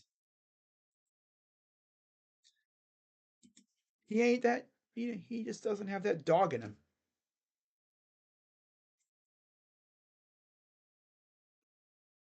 You make your kicker kick a 50-yard field goal. And it's not like we have Noah Ruggles. You know? You have Jaden Fielding kicking it. I'm not saying Jaden sucks, but you made him kick a career long when you had like 40 seconds, right? He had a timeout too, I'm pretty sure. Now, what if they didn't get the first down? Well, then the half's over anyway. Be Cole Hardman on IR. Ugh, damn. And Day's game management is just sus.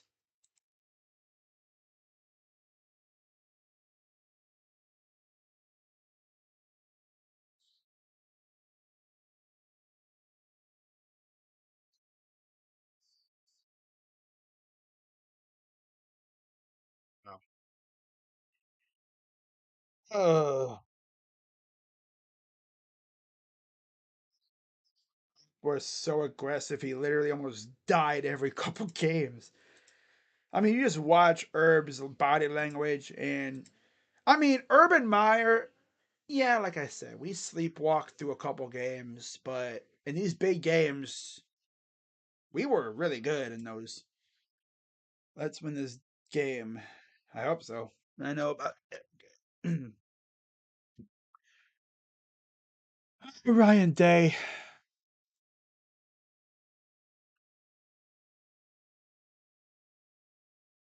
No way we're really gonna waste this freaking defense, are we? Like, ain't no way.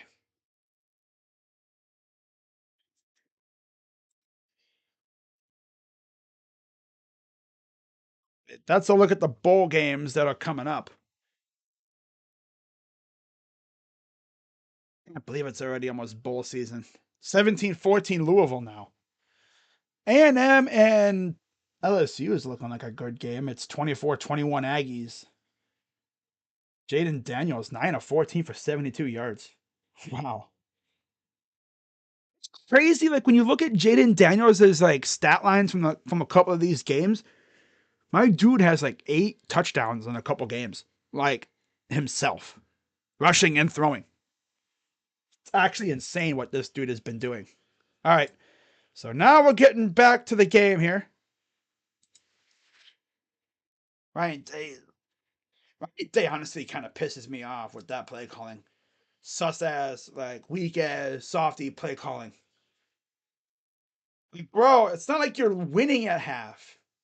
Or it's like he's playing like we're winning at half and we get the ball to start the second half. Bucko, we don't get the ball to start the second half. Thank you very much. Did you forget? And he settles for a 52-yard field goal with Jaden Fielding, who that was a career long for him. And of course, he decided to kick the practice kick as the timeout happened. He actually buried that kick. But yeah, he decided, I'm going to kick this. Nah.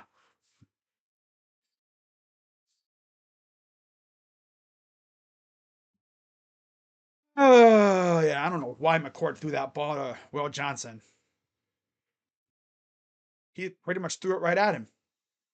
Right at Johnson, who plays for the team up north, by the way.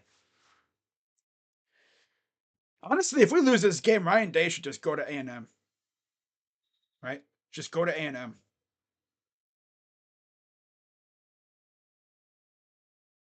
That's repulsive. Like, I don't even remember the last time we lost 3 straight. Wasn't it before? It was before Tressel got there. I think it was Cooper who lost 3 straight to these guys when they had Desmond Howard. Yeah. Now, of course, when it's all said and done, those last 2 wins are probably going to be vacated. I don't know about this one, though. I don't think this one will be. So, getting ready for the start of the second half. And the team up north will get the ball to start.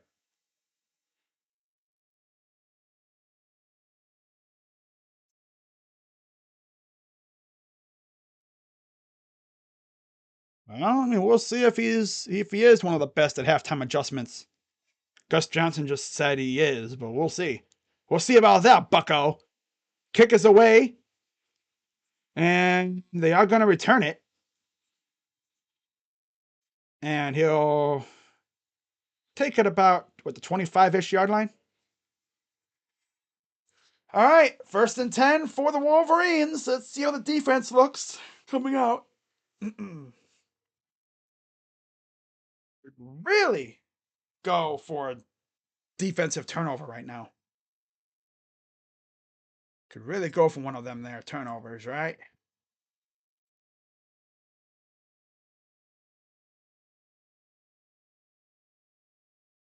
First and 10 for McCarthy. Shotgun receiver goes to the right into the slot. I think that's Wilson. Back to pass. Missed tackle. Great tackling, guys. Wonderful tackling. Yeah. Just throw your arm out there. Ole. Just. Oh, boy. Yeah, it's like Ryan Day coached like we were getting the ball to start the second half. Like, at that point, you'd have like no worry. Like, oh, wait, if he makes it, he makes it, whatever. But it's like, buddy, we don't get the ball to start the second half, loser. This freaking dude. 1st and 10 for the Wolverines. Different guy in at quarterback. Might be a Wildcat.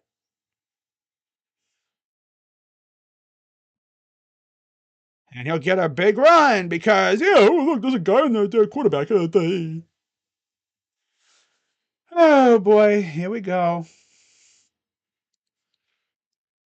Hey, I wonder what this guy's going to do. Oh, he's going to run. Hey, Jim Knowles. Tell your defense to freaking stiffen up, bucko. 1st and 10.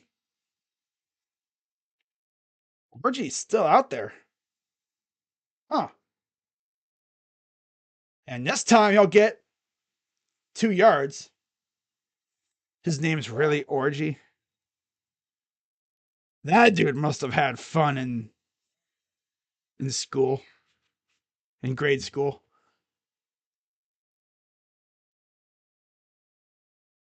He must have had an experience having that name in high school.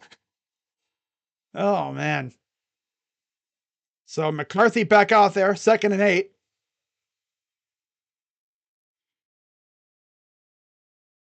On the 35.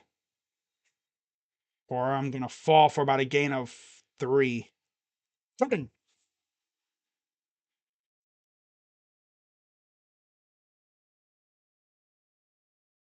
12:43 to go here in the 3rd. Yeah, our pass rushers aren't even pass rushers. They're like pass containers. They don't rush the passer mostly. They just contain. We don't have Chase Young, or a Bosa out there. Guys like that.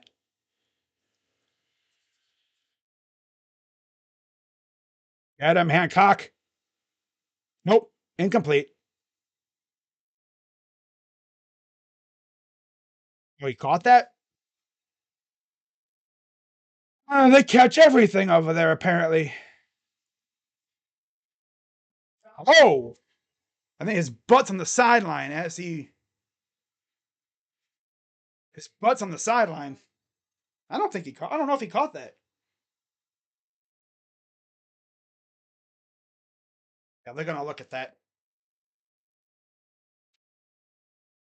Yeah, they're going to look at that. Yep. Yep. His butt was on the sideline.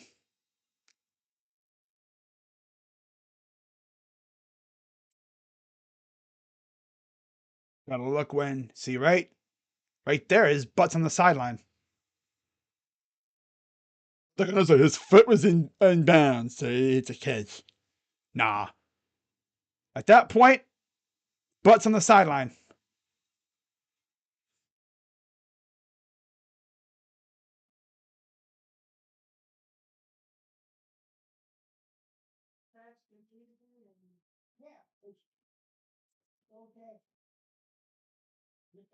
Ryan Day.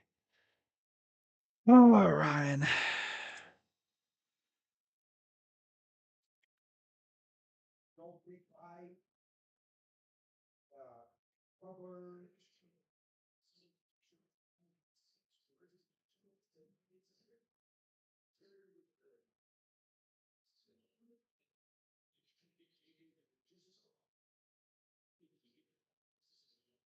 It's their call.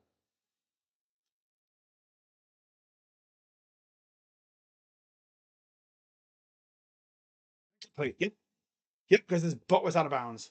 4th down.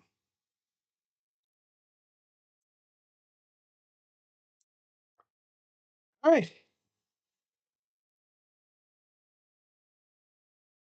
Yeah, it's a pretty big stop, of course. All right, so this will be a trying to see how 50-yard attempt. Fielding had a 52-yarder that he missed. 4th and 5. And it's good. Yep. 17-10.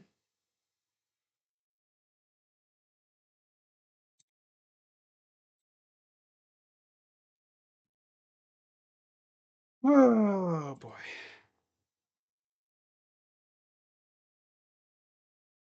Ryan Day's sus-ass play calling at that end of that half is going to cost us this game.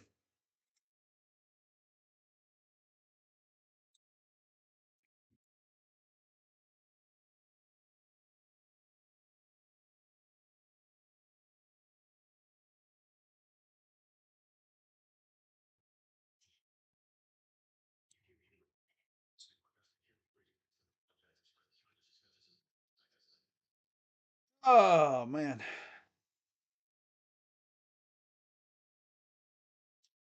See how the Buckeyes come out to start the second half here. Right?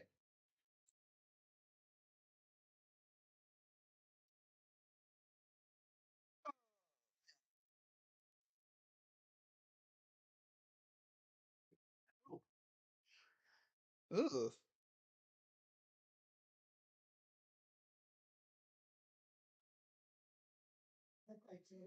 Putting this down so I don't get copyrighted or whatever.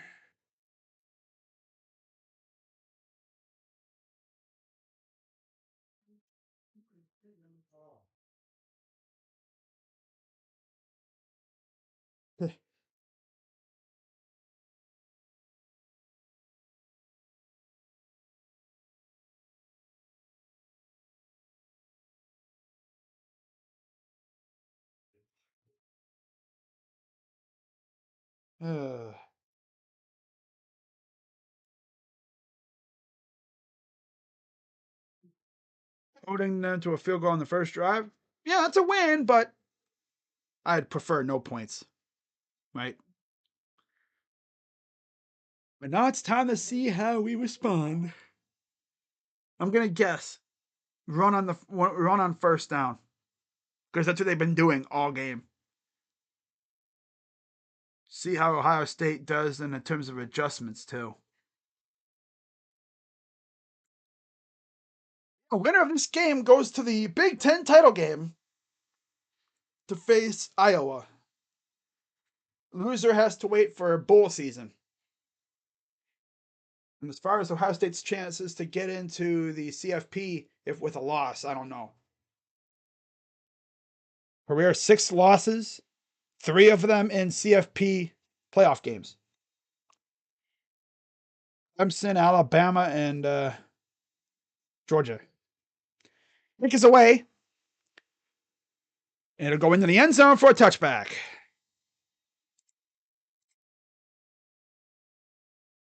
Yep.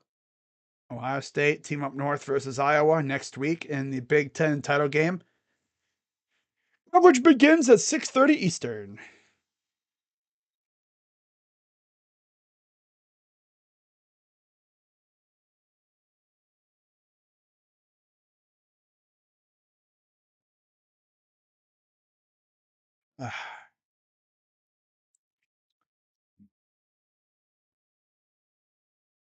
If we lose this game, it's because of Ryan Day's sus-ass play calling. 1st and 10. Play action. Sack. Takes 5 years to freaking get through his progression.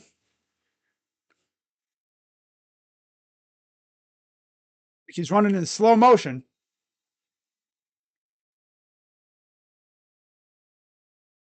He actually had Fleming, but he just, yeah. He would have had Fleming too. But he's running through in slow motion. Like, bro, speed it up, bruh. 2nd and 13. Back to pass. Caught. Missed him. And there's Marvin for the first down. And another yard to boot. So made up for all that and got the first down. Nice move by Marv, though. Just a little spin move. Excuse me. Miss me. Holding hands with the corner. Hold my hand. 1st and 10. Just past the 35.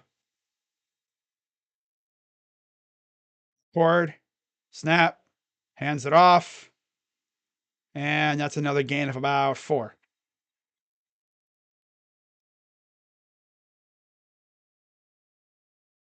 It's actually a pass on first down. That was actually crazy before, right? They've usually ran it on first down. Wow. 2nd and 7. So it was only a gain of 3. Back to pass. Dumps it off at Buka with a screen pass for the first down. Blocking downfield.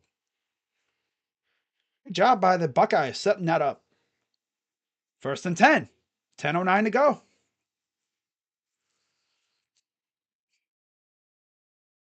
And for those wondering, I'm going to shave this all off after November's over. All right? Shave November. I wanted to see how long I can get it. Didn't get too long, to be fair. You know.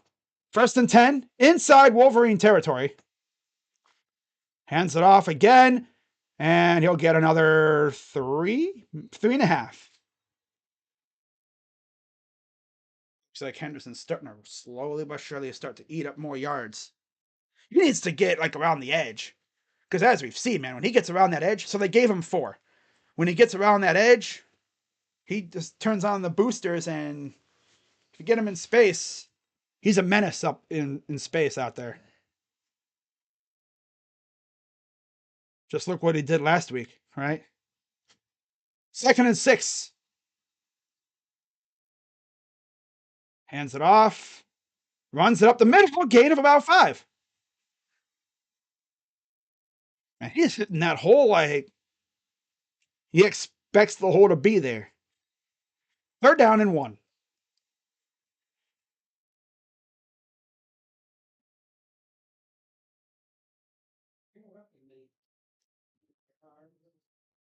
Third and 1. Shotgun. Big Buka motions a little bit. 1st down.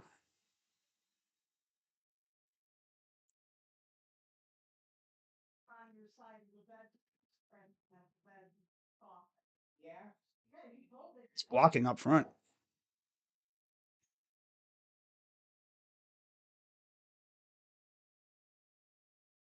Was one of the super fans for the Buckeyes. 3rd and okay.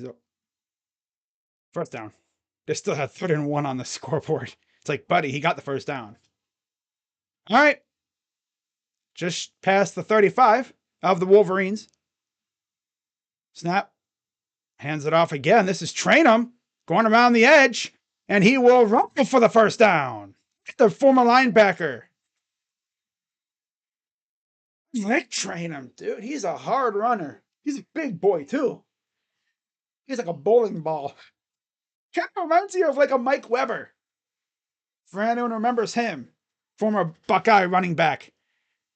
He was like a bowling ball. Wallace tied up there with Fleming. Just shy of the 20. They motion Stover. They're going to pitch it. Train him again. Rumbles through the line. Gets about 6-7 yards. Nice methodical drive so far.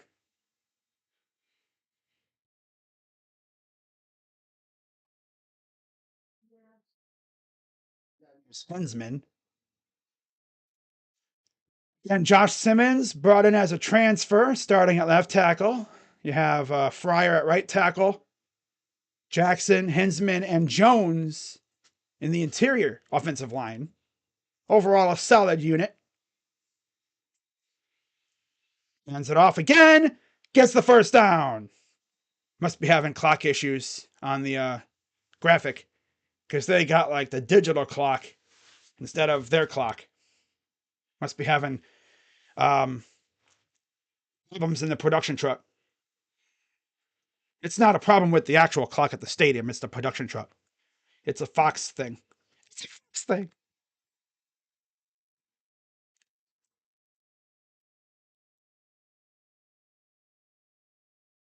All right. Just outside the 10-yard line. McCord in the gun under center. Snap. Hands it off again. And Henderson rumbles inside the 5 to the 3. Yeah, that's pretty clear what their objective is on this drive. Just beat you in the face with the run game. Okay, they got to figure it out. All right. This is the hit cam. Dude, look at dragging people. And he will get in the end zone for the touchdown. Hey, yo, Trey. And we are tied. Well, going to be tied, pending extra point, of course. So I'm talking about, Buckeyes. Pound them in the head with the run game.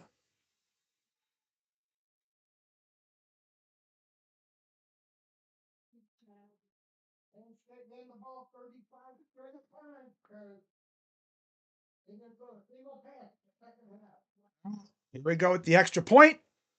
Up and good. We are tied at 17.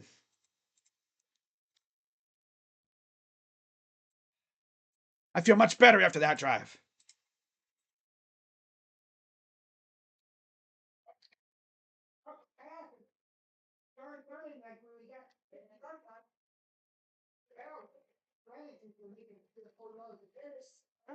That was probably the best drive of the day so far for the Buckeyes. Down their throat. Wear them down. Hey, yo, Trey, would you like to score me a touchdown today? Yeah.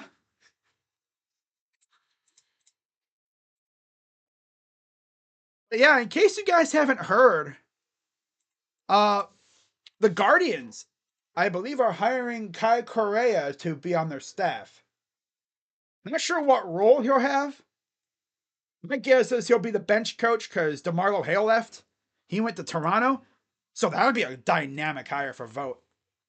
That'd be cool. Because he was really good in San Francisco.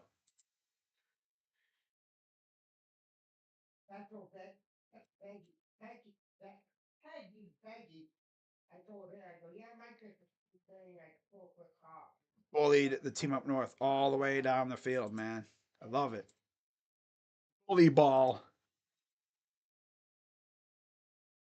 This little hefty helping of Henderson.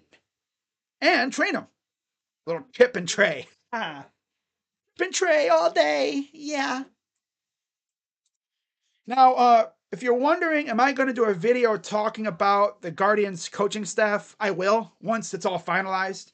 I'll do a video talking about the staff and everything. Because it's pretty much the same as last year. Carl Willis is back. Pretty much Sarbaugh left. So we got to see who we bring in as third base coach. Yeah, but Kai Correa is joining the Guardians staff in some role. They don't know yet. According to Jeff Young. That was a great drive, man.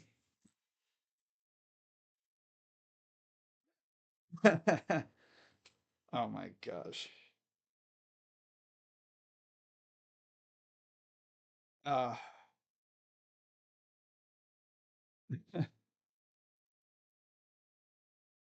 oh.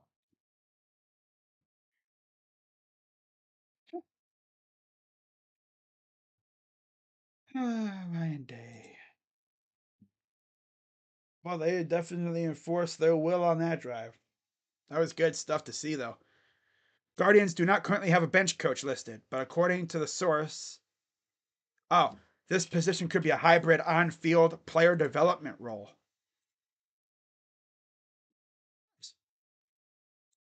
So essentially he'd be like a bench coach hybrid, like development guy. Awesome. I love to see it. We all love to see it, man. Rising star in the coaching ranks. We were able to bring him in. Glad we were able to bring him in. So, kicks away. And it'll go in the end zone for a touchback. Well, they're going to they call it a touchback anyway. Or a fair catch. What's up, Josh? Says, let's get eyes. But now we need a defensive 3 and out and get the ball back. I'd love a turnover. I would. Man, that drive was very Ohio State. Running the ball down your throat. I mean, we've been known. I mean, this run game has been so good for us this year. Chip Trainum was running people over, run like a damn bowling ball. Trey Henderson getting big chunks every play down the field. Make them have to respect the run.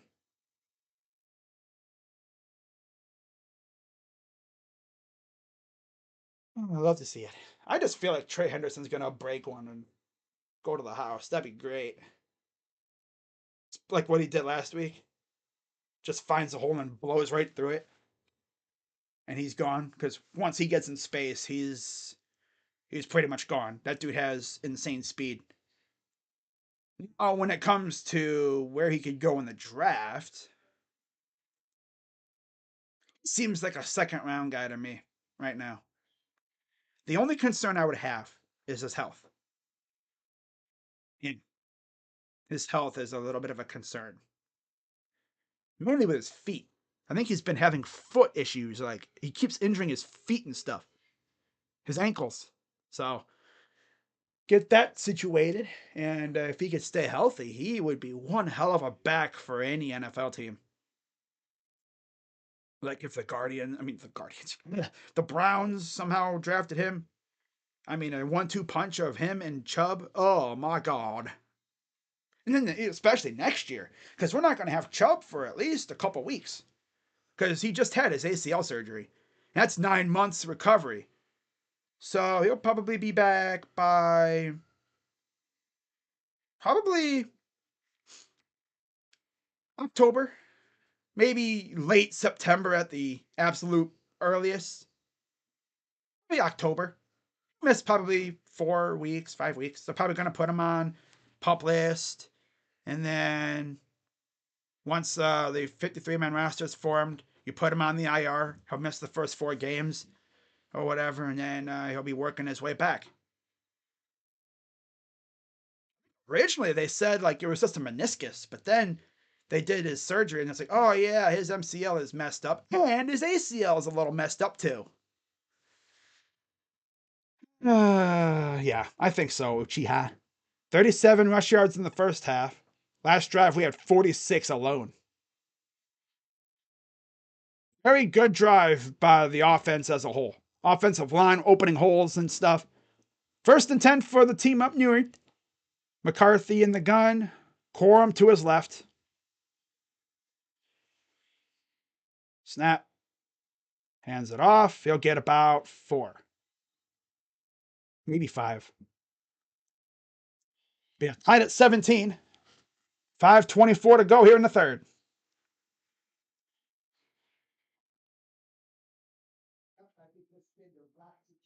Oh, yeah.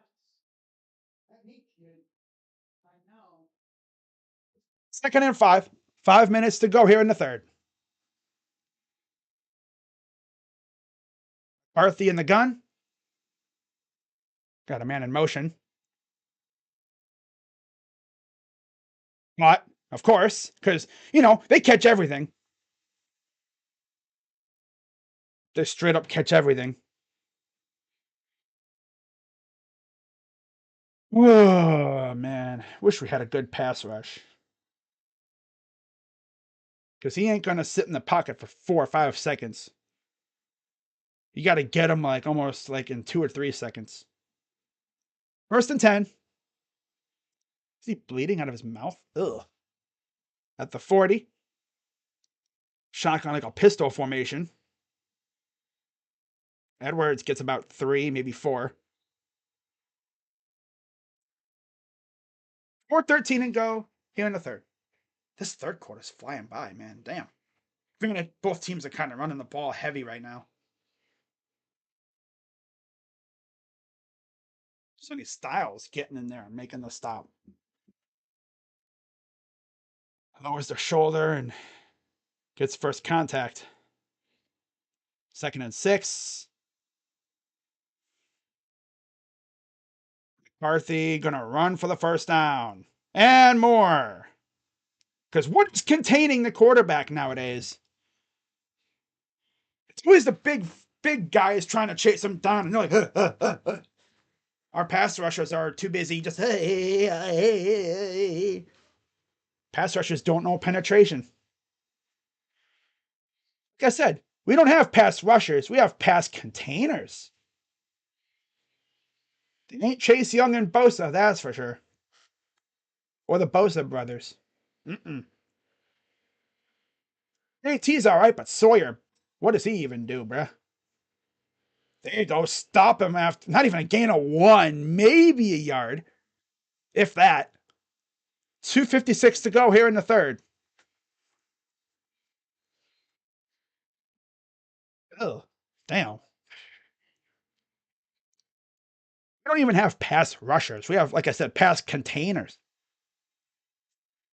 And it's always the big D tackles that'd be chasing him down, chasing the McCarthy.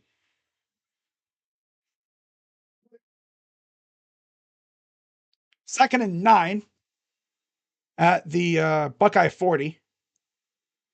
McCarthy in the gun.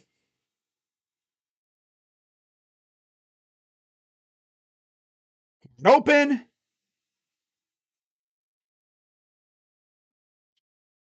It's just guys are always open. What are our corners even doing? Just standing there. Hey. They always just be finding guys open. Hey, Jim Knowles, you're supposed to tell your guys to cover the receivers, not just stand there. He's even like looking at the tight ends that may be blocking. Just letting them march on down the field. God, Jim, you're getting embarrassed like you always did against Oklahoma. And there's an injured Wolverine. Jim Knowles. Bucko. They put in like Kenyatta Jackson and those guys. Let them get some reps out there, right? Maybe they could actually rush the passer. But no, let's just keep the pass containers out there, right? Just keep the pass containers. They're not even pass rushers. We have the most mid pass rush, like edge rushers I've seen probably in a while. JT, he's been all right, but Jack Sawyer's been JT's actually been able to get some pressure, I guess. But again, they have no pass rush bag, as they say. All they do is they try to bull rush, and that's it. They might try to hit a spin move, but they don't swim move, they don't swat and try to get through. No, they just bull rush, bull rush, bull rush. And if they don't get past you off the snap, you're not gonna touch him. They're not getting anywhere near him.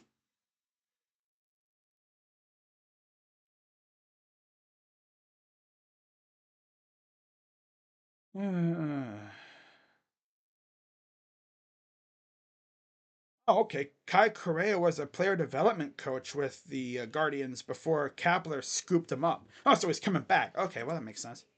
Okay, cool. Didn't even know he was with the organization previously. All right.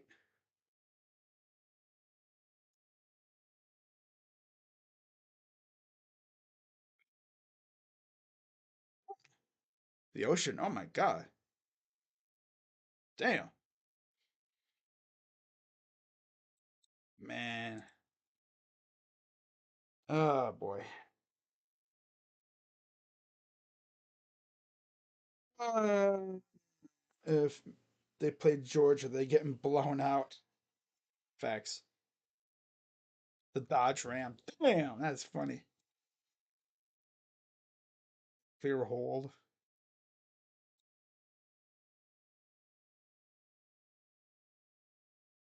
Really go for a turnover right now, but our pass rushers aren't doing their thing, and our coverage guys are leaving guys open. So, yeah, not sure if we're going to be able to get that turnover.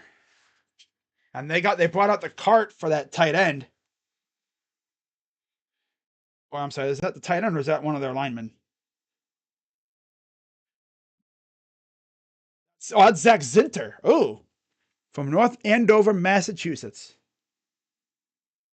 Maryland. It's MA, so it's Massachusetts. That's one of their offensive linemen. Wow.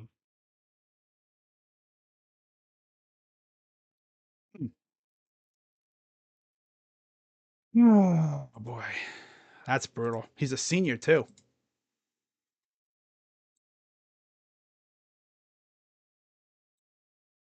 Oh, back to commercial break. Okay. Boy.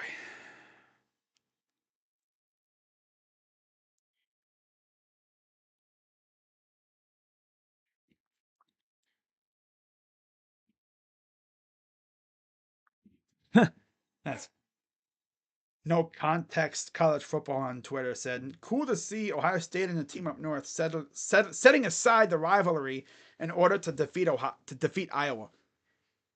If they merged these two teams into one team, I don't even want to think about how that would go. Obviously, they wouldn't do that. Never.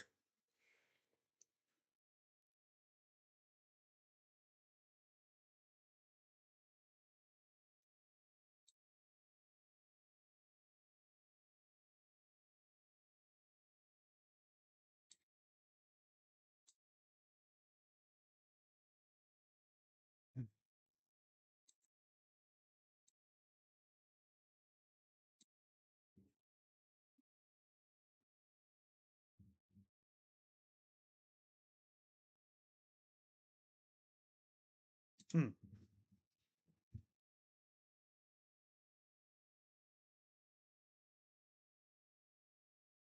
Huh.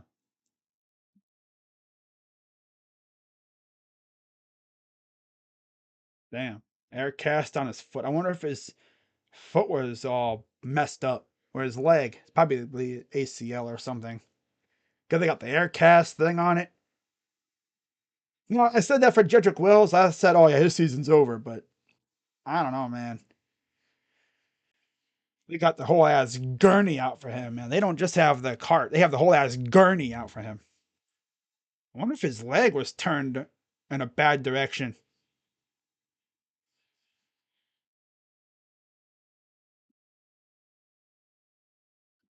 All right, so back to action after the injury stoppage. Inside the 25. Let him move right on down the field. Wow. Wants to be a guard. Yeah, I heard about that. I mean, I wouldn't be against it. Maybe give him like a non-roster invite. And touchdown Wolverines. Defense. Yeah, defense. Just don't even show up that drive. Oh my god. Jim Knowles, you are under investigation, my guy. Yeah. Jim Knowles, you are under investigation for being a loser.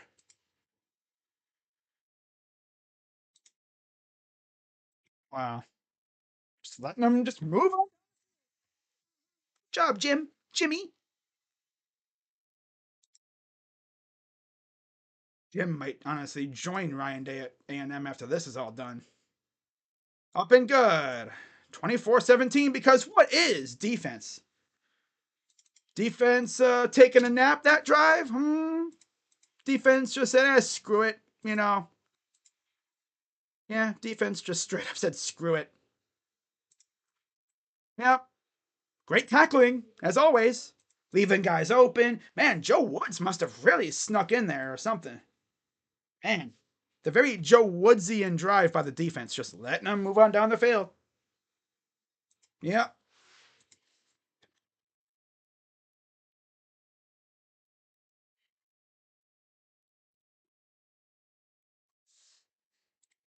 Just let them go right on down the field.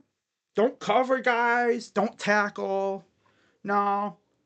No, just let them go on down the field. Right? Yeah. Yep. Could have really used a defensive stop. Nope. Nope. Nope. Can't trust a guy that got bent over year after year by freaking Oklahoma. Yep. Can't trust a loser who gets bent over by Oklahoma every year in Bedlam. Nope. Baker Mayfield freaking made his defense his bitch when he was there. I'm pretty sure. I don't know how long he was at Oklahoma State, but bruh, let me look.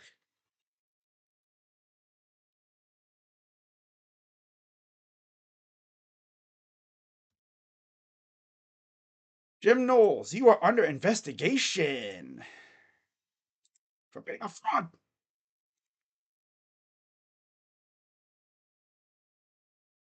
Well, let's see how the Buckeyes respond. Down 24-17. Because what is defense? Here's a pitch. Henderson gets about a yard.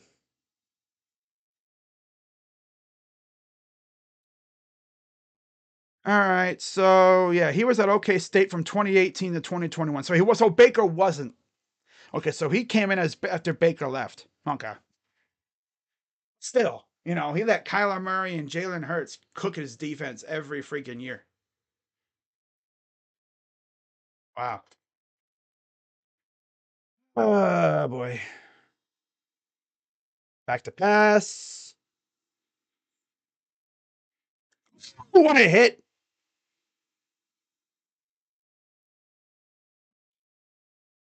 Wow. Trying to go to Ibuka. Yep.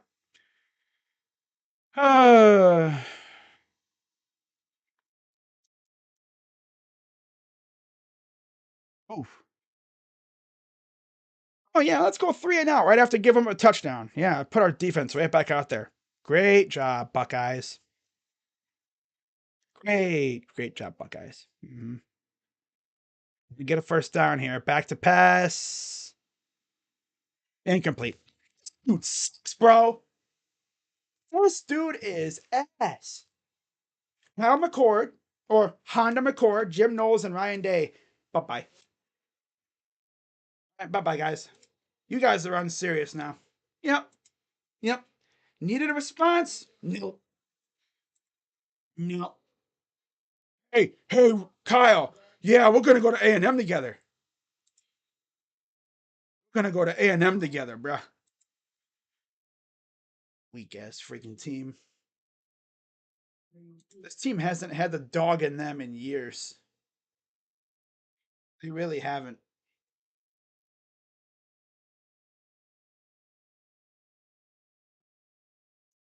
And the punt will go to the 31-yard line.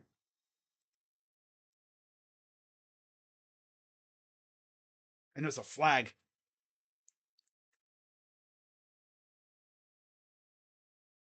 All the refs are congregating. Let's see what this is.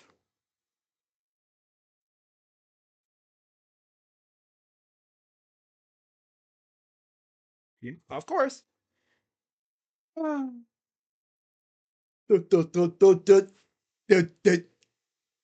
Illegal formation.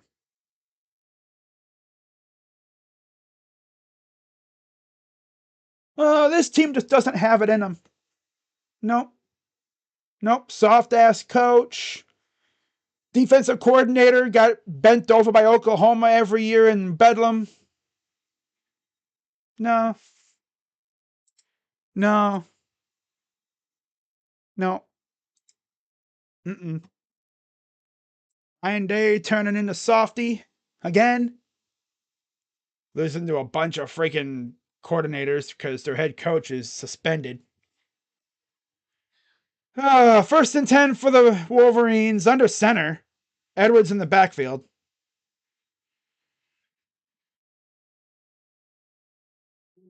And there's a gain of about 4.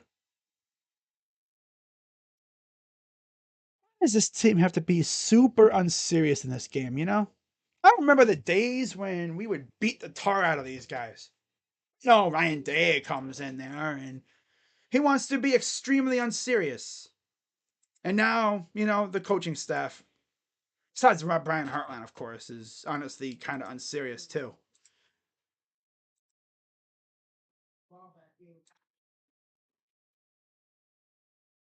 Defense, Jim Knowles, man. He's on fraud alert. Wide open.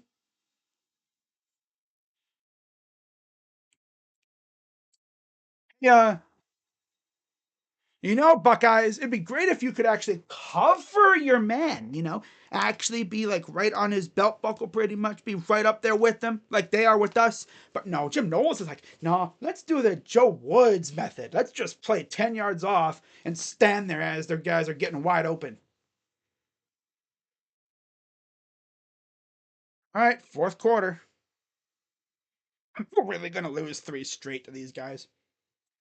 You know, if we lose this game, Ryan Day should just pack his bags and go to freaking Aggie Land, like already. He should just be going to Aggie Land. He shouldn't even coach the bowl game. Just go to Aggie Land, Bucko, and take Jim Knowles with you, because you can't lose 3 straight to these guys. You can't. Absolute disgrace of a coach. I thought we'd see big game Ryan Day. No, this is the Ryan Day that we would see if we were playing Rutgers or Minnesota or non-con game that's against some scrubby team. No.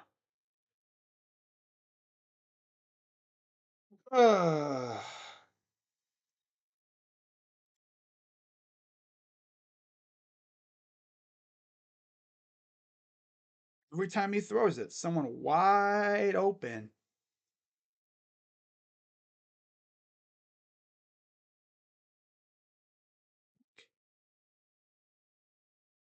No,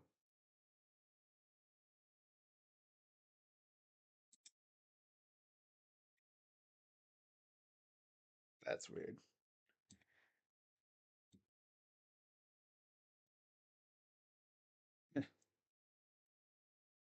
Wow.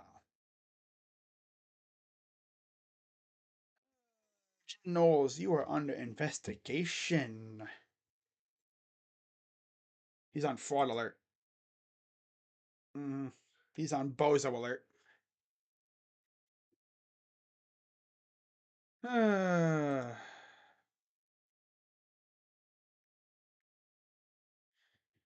No, you're not winning this game with mid ass McCord at quarterback. It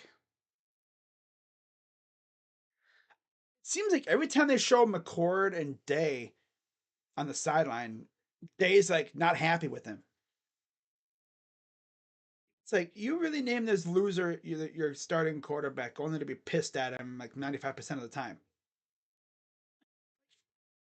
If you knew this dude was gonna be butt cheeks, why didn't you just, I mean, because Devin Brown didn't seem to be any better.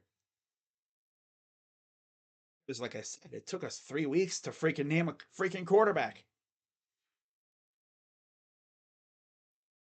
And Keenholz didn't can't come on campus until freaking fall ball was starting up. Until like summer camps. Surprised they didn't name him the starter. Unless they just, he didn't really show anything. Dude threw that ball like a fade.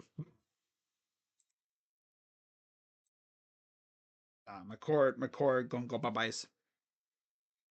McCord gonna go bye-byes.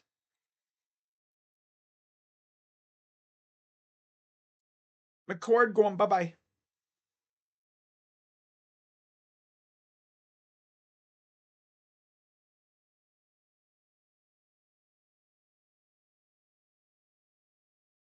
The heck? Oh, Greg Olson. Burkhardt. Okay.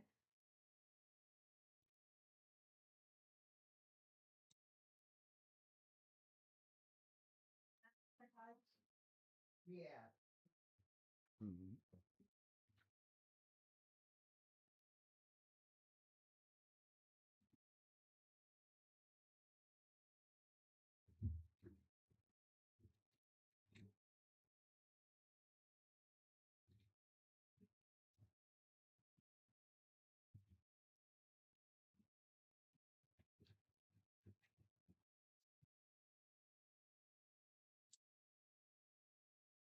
All right, here's a pitch.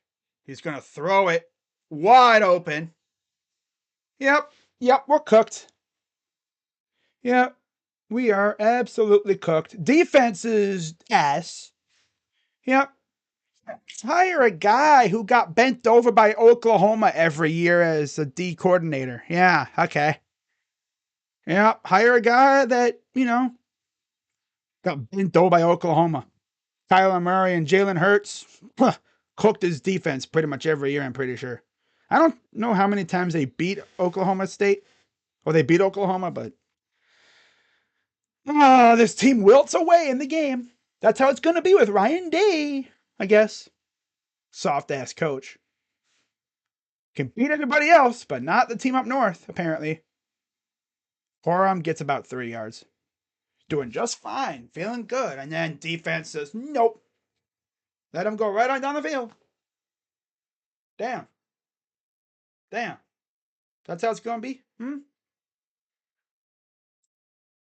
Be nice if we actually had a good quarterback, too. Not some mid-ass freaking dude who's going to be in the CFL if he's lucky. Going from Stroud and Fields to this bum freaking McCord. Blech.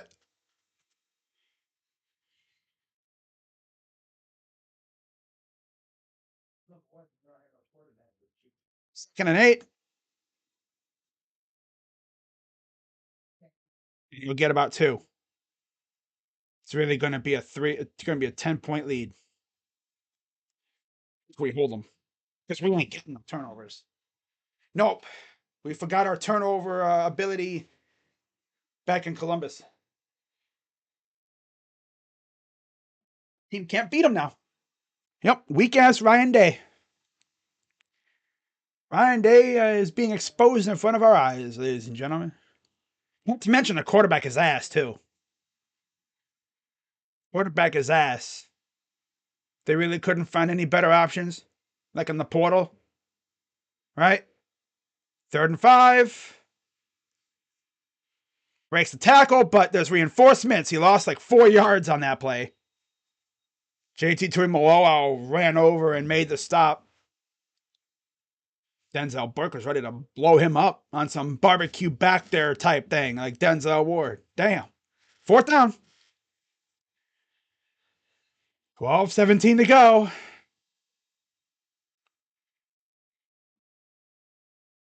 Nice hit, though, by Burke to kind of set him off balance and let reinforcements get over there. So here's the field goal attempt.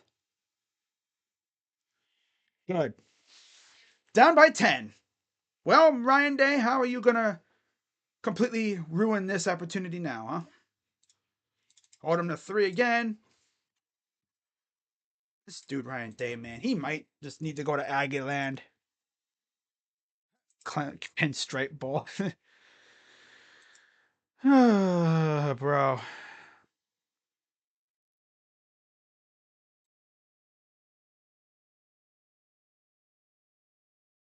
Wow.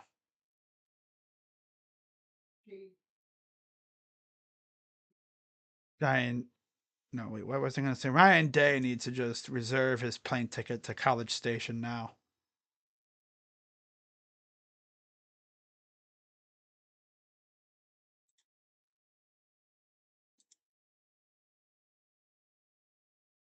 Losing 3 straight to these guys? Yeah, like Brad Steinberg says, if you can't beat the team up north, you should not be coaching here. You've beaten them once in 2019 with Justin Fields at quarterback, right? We have an elite defense. Well, elite. That's what they want you to think. Getting bent over by friggin' these guys.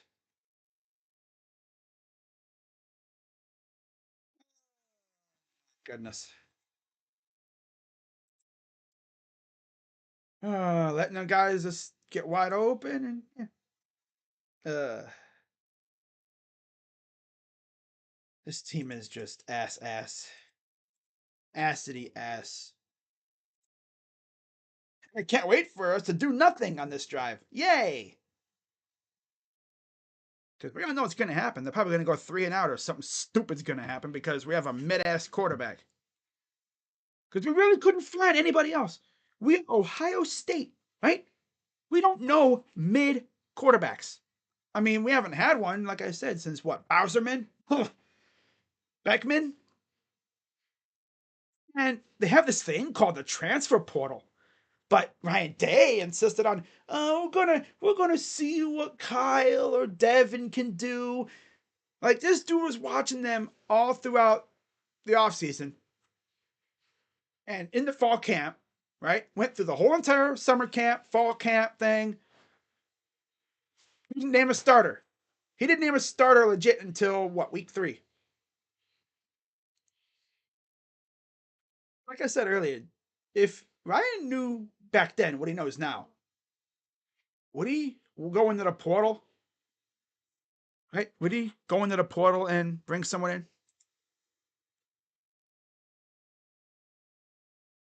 All right, kick us away, out of bounds. Sheesh. So that'll give the Buckeyes some extra yards. I take back what I said about me being crazy for taking Dan Lanning. Give me Dan Lanning. Give me anybody over freaking Ryan Day. McCord better than play like 2020 Mayfield for the rest of the game. Well, we'll see what happens now. Getting worked by an acting head coach. If you're Ryan Day, I'm not even going back to Columbus. I'm just getting on a plane and heading to College Station. Walking in their office, but I'll take your job. But they'd be like, well, we weren't even, I'll take your job. And here's Henderson runs for about 5 yards. What really kills me is we had one of the best offensive drives I've seen today. Only to follow it up with the defense not even showing up. 2nd and 5. Hands it around the edge. First down. Henderson again. It's like we really went from Justin Fields and CJ Stroud to mid-court. And I feel bad for Justin and CJ because they didn't defenses were kind of eh. You give CJ and Justin the defense that we have this year, man, we'd be killer. Probably be killing these guys with CJ or Justin at quarterback. But no, we got a freaking mid-ass quarterback. Throws, caught. Julian Fleming on the sideline.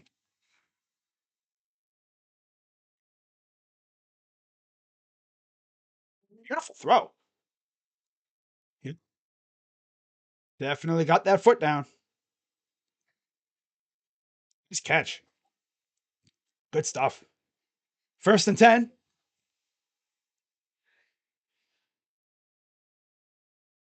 XFL quarterback. If he's lucky. He may even be an international quarterback playing like in Mexico or something. What was that? You're not even close to an NFL quarterback. Nope. Not doing this. He'll be undrafted if he comes out. Career backup. Oh, it got tipped at the line. Okay. XFL. That's funny. 2nd and 10. 10:23 to go.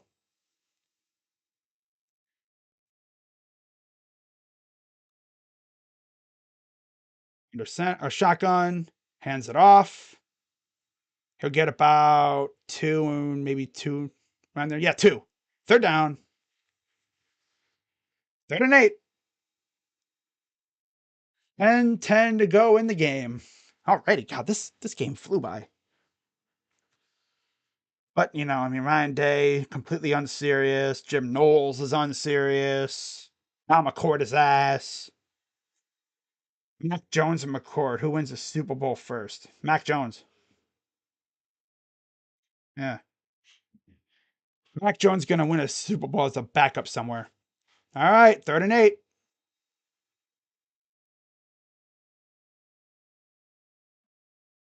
Snap. Hands it off to Xavier Johnson. Gets the 1st down.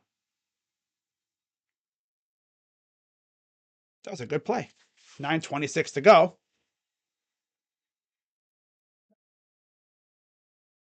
Go. Good play. Good job, Xavier.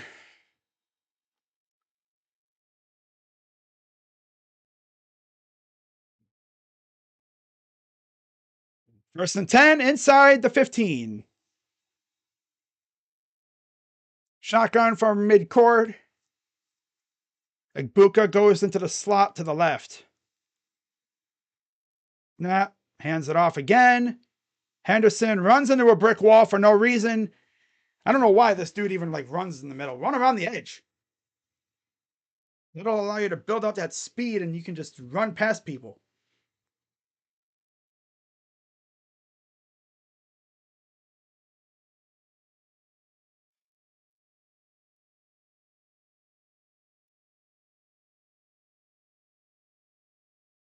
UST raid. What's up, guys? 8:13 to go, second and 10. Back to pass. Caught by Harrison for the touchdown. Spidey Marv. Now, if only our defense wasn't completely ass. You know what? Our Jim Knowles is unserious. Because he got bent over by Oklahoma every year. What's up, big? Uneducated. What's poppin'? What's freaking? Like, USC comes in the chat and we freaking score. All right, extra point. Up and good. All right, down by 3. Now, can we actually get a stop here, please? My God. That's asking a lot from Jim Knowles' defense, which is something I never thought I'd say.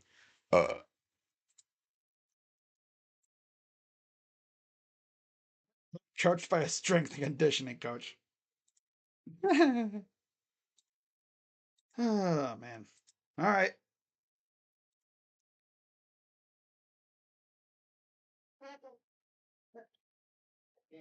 I put food in that game and filled it up. And he goes down with his neck. He gets it. I know.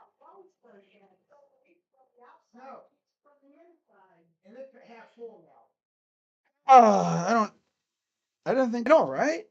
Well, you know, if you get Marv the ball in space, he's gonna do something. He's gonna make something happen. He's just like Travion. He'll make something happen if you get him the ball in space. What's up, Samuel? Yeah. Wonder if Jim Knowles got paid to lose. No, I don't think so. No. No.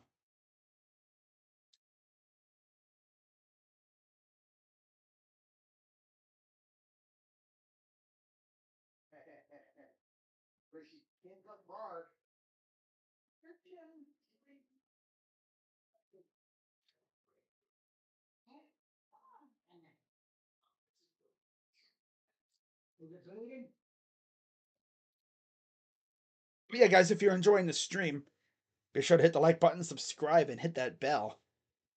And of course, I'll be posting my recap video to this game, win or lose, on my Buckeye channel. Buckin' crazy. Yeah. It'd be nice if we could get a stop, though.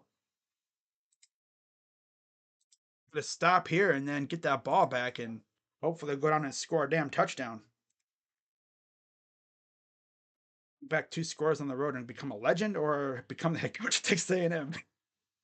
Or anywhere for that matter.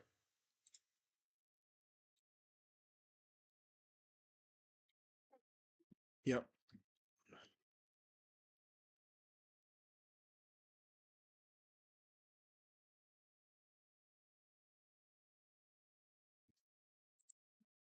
You need a defense to get serious, man. This is where that missed field goal really comes to bite us, because it could be tied right now again. I'd feel more confident if AJ Hawk was our coordinator. I don't know about AJ Hawk. Sloronitis wouldn't be bad. Jay likes his current job. I don't know if he'd want to be a coordinator. Sloronitis, he wouldn't be bad. I mean, I think he's on the Buckeye staff right now, actually. He's like in the smaller role. I could see him being a linebackers coach real soon, though. All right, most career receiving touchdowns. Marvin Harrison, 31, just behind David Boston at 34, and Chris Olave, 35.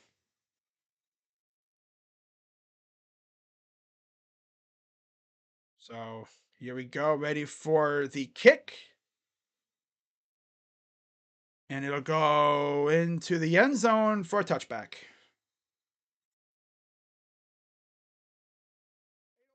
Go in the game.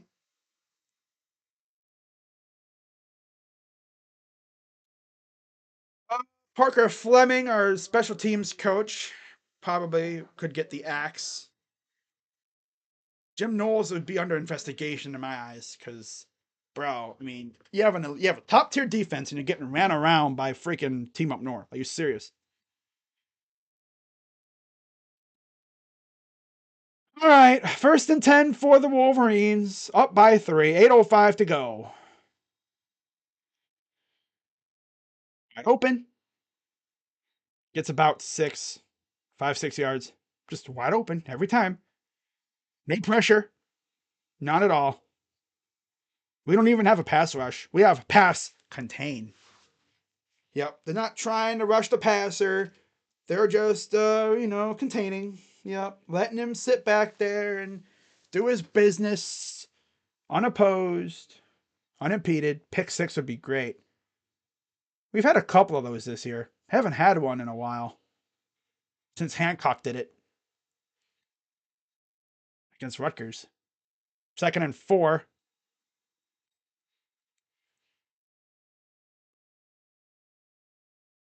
And they stuff him. Gain of about a yard, if that. 7:07 to go. 3rd down.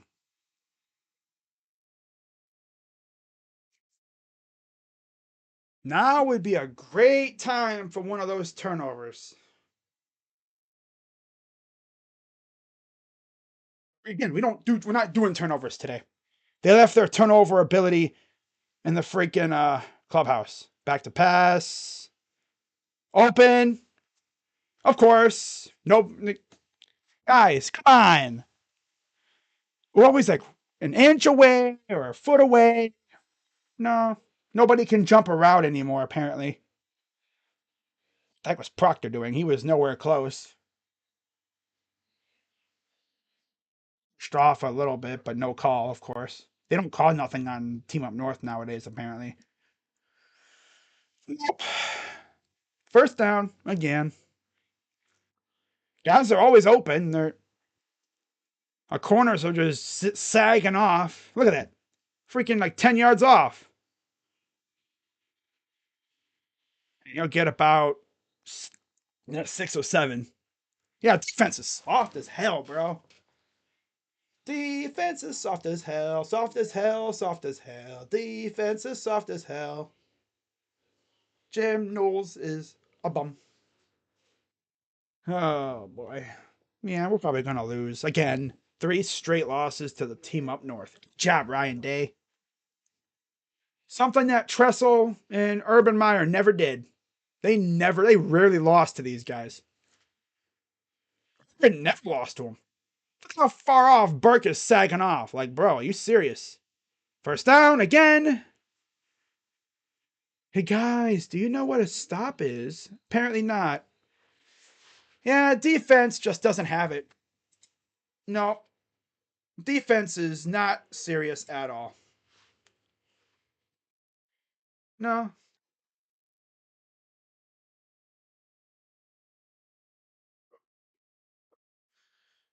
No penetration up front. And freaking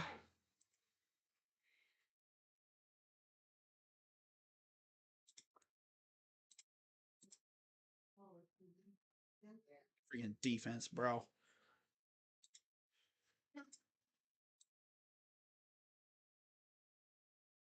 You can run it for about a yard or 2, maybe 3. They're just gonna churn up yards because we can't stop them. Weak as defense, bruh. Weak as defense.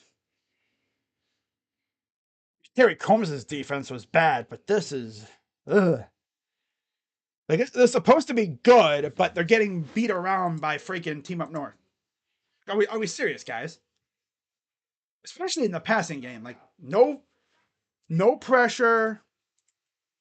Yeah,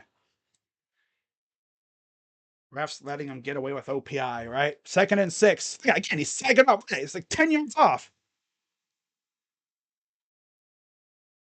Pushed him off there.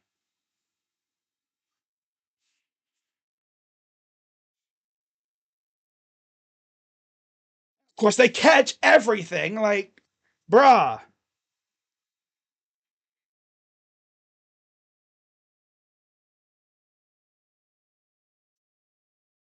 No, we're not winning this damn game. Defense and Ryan Day and Honda McCord sold us this game. 1. They're 2 for 10 on 3rd down. 3:09 to go. It's down. Yep, we're losing because the defense can't get a stop. Hey, Jim Knowles, how about you just pack your bags and leave, Bucko? Jim Knowles should just pack his bags now. His defense got soft at the end. Can't cover, and yeah, he can't stop the run now. Yep, can't cover and can't stop the run. It's over. It is over because this team is a freaking bum.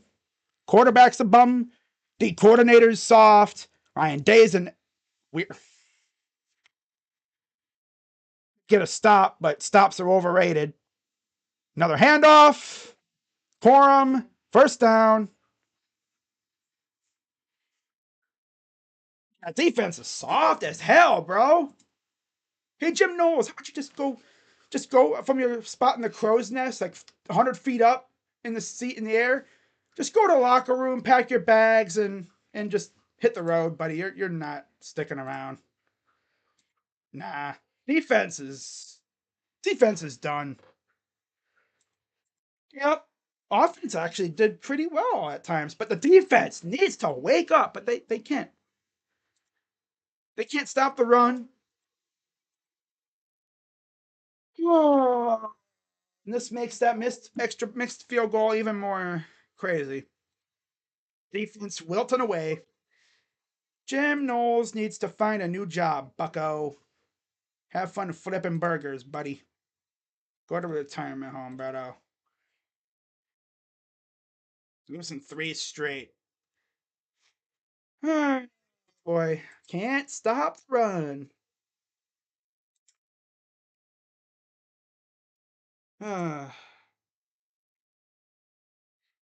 Two of the most important drives of the game, and you can't get a damn stop. Wow. Ryan Day leave for Texas A&M. Give me a coach that can actually beat. Yeah, exactly. Yep. Yep. The game's pretty much over now. Yep. Game's pretty much over. We can all thank lovely Jim Knowles' lovely defense. Mm-hmm. Yeah, Jim Knowles. Yeah, Bucko. Mm-hmm. Great defense all year. Ryan Day needs to learn to war him.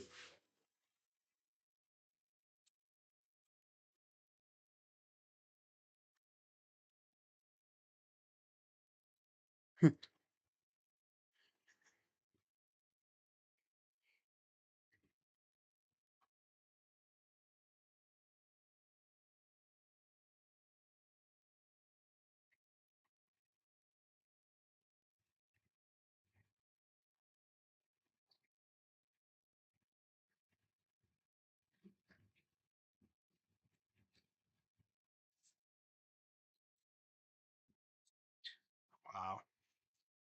Losing to these losers 3 years in a row. Ryan Day, you should just leave now, Bucko. Disgrace. Because Jim Kressel lost to him, what, one time? One time his entire time here. Urban Meyer never lost to these guys. Never. Urban Meyer bent these guys over year after year after year. Ryan Day comes in, beats him 1 year in 2019, and then, nah, beating them's overrated. Even if they do get the ball back, they're going to have like less than 2 minutes. I don't know if I can trust Honda McCord. Soft ass team, dude. Defense really did so well all year, only to wilt away in this game.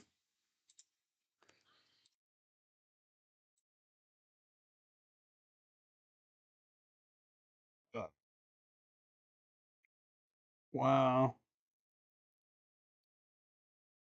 Oh, Ryan Day.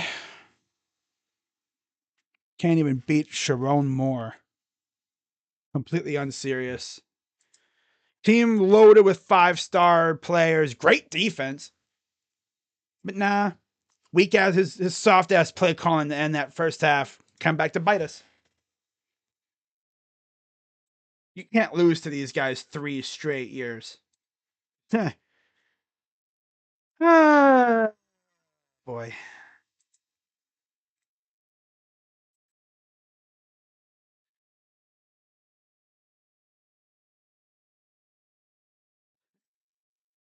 Damn. Wow.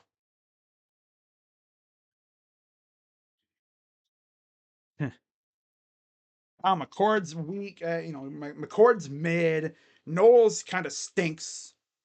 I mean, his defense was good against bad teams. And against Notre Dame, too. He did pretty good against Notre Dame on the road. 2 biggest drives, and the defense can't get a stop.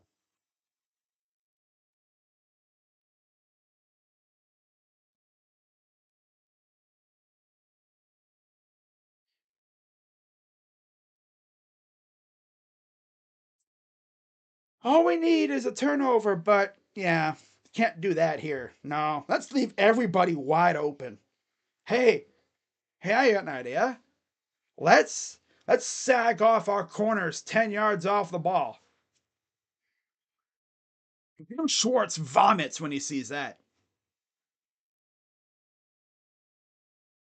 Jim Schwartz would vomit if he saw his corner sagging off like that.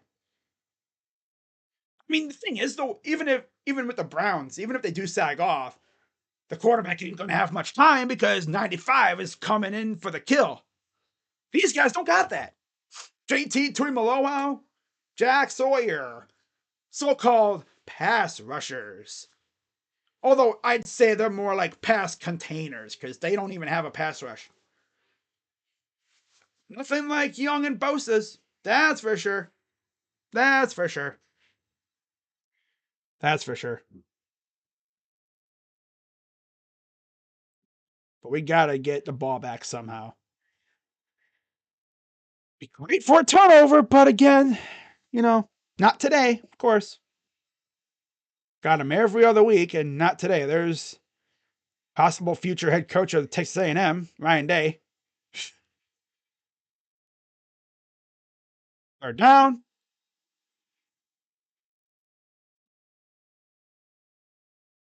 Yeah, we gotta hold them to a field goal or something here. They're not calling a timeout here. They're just gonna let it run. I guess they're saving it for if they get a stop on 3rd down. Then they'll have probably just over a minute to go. Going to have just over a minute to go. We already know what's going to happen. They're not going to do nothing with it. Wow, Ryan, you're going to lose 3 straight years to these guys. I wouldn't even show my face at Ohio State if I was Ryan. I would just put out a statement saying I'm going to Texas A&M. See you later, guys. I wouldn't even show my face at all.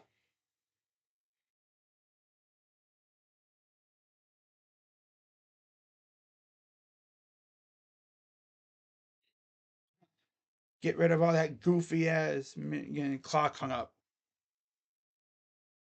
Still don't know what time it is it after 3 years. Time is. Damn.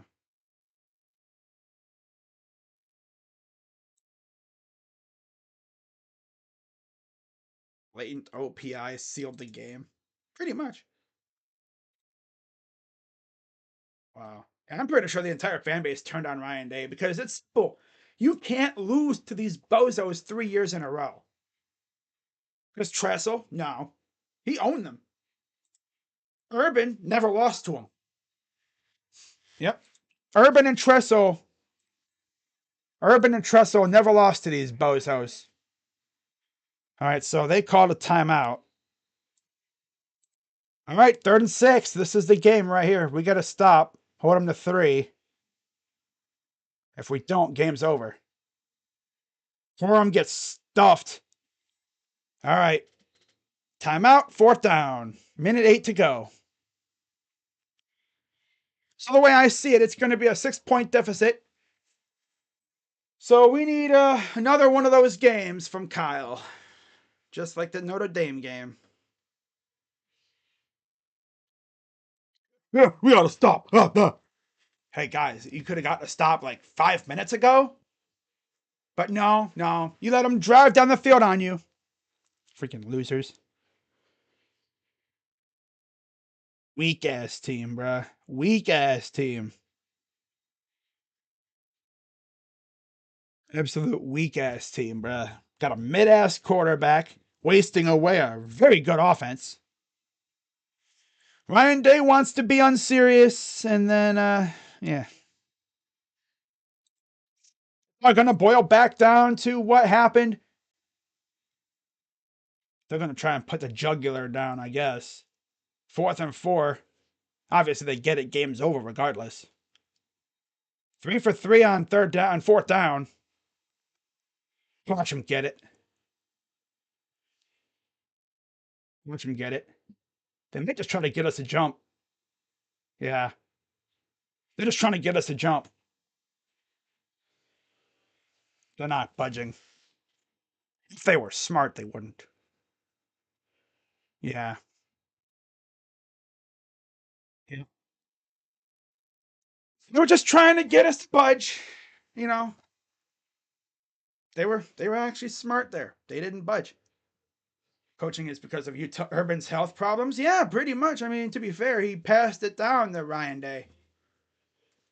Yep, he passed the torch to Ryan Day, and Ryan let it burn out. Urban passed the torch to Ryan, and Ryan burned his hand on it. I guess in that case, he passed the controller to Ryan Day from that video that they posted.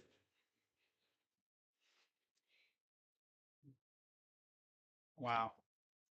Dude, we're gonna wind up playing in like some like early December game, probably like before New Year's, or if maybe even on New Year's. But I don't think McCord's gonna do it, bruh. No, you have to block it. You know, they still were disciplined there. Snap, up and good, of course, because he doesn't miss. But of course, you know, they didn't put him in a ridiculous 52-yard situation. 105 to go. Once, just like that Notre Dame game. Just like the Notre Dame game. Do we have it in us? Relying on a mid-ass quarterback.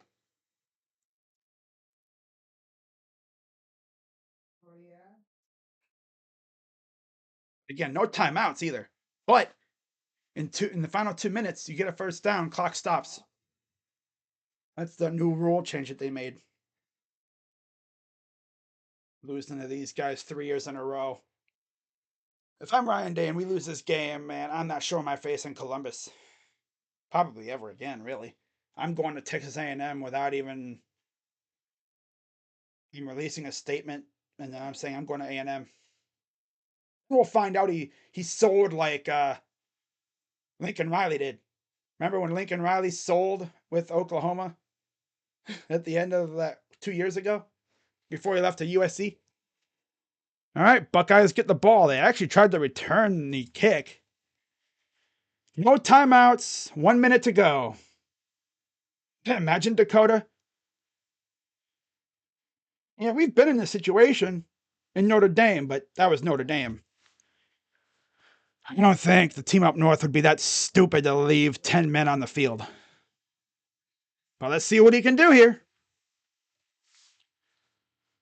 Pretty good game for Kyle, to be fair. Do a bad pick. Defense sold, though. Shotgun. Back to pass. Drop the ball. Great start. Yay. And let's do dump offs.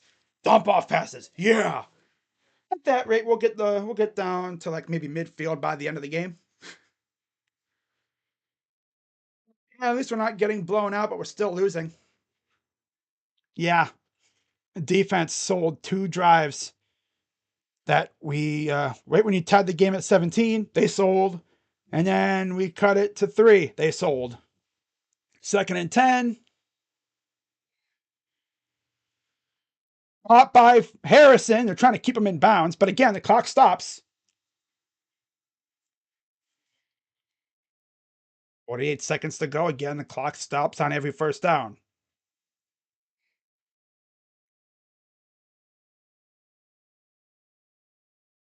All right, just past the 40. Back to pass. Throws. Hot. Inside. And he dropped it, but it's fallen on by Igbokwe. Incomplete.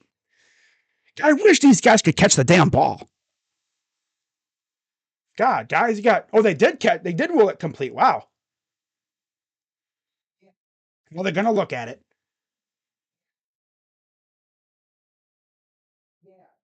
Oh, they called timeout. Okay. Going to look at it.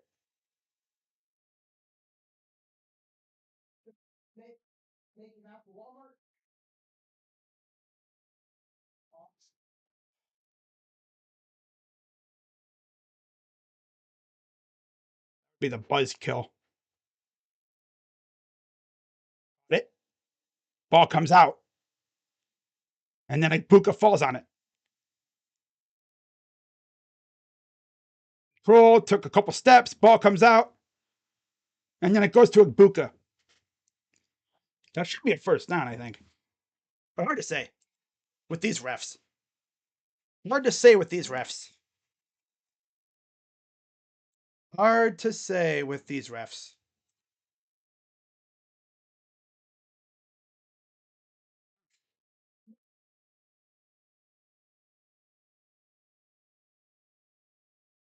Yeah, this is the right one to review.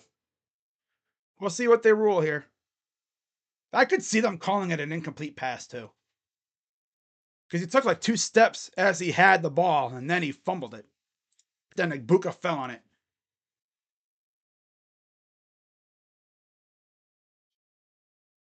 Yeah. Just like Blandino said, he had control. He caught it, brought it in, took 1, and then 2 steps, and then the ball came out, and then Igbokwe fell on it. That should be a catch, fumble, and then recovery by the Buckeyes. First down. It should be anyway. See what they review. That we'll see what they say though.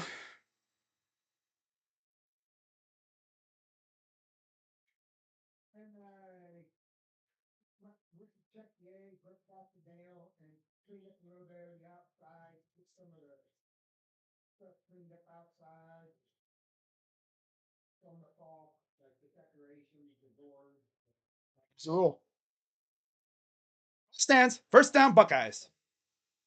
There was a catch, fumble recovered by the Buckeyes. First down. 34 seconds to go.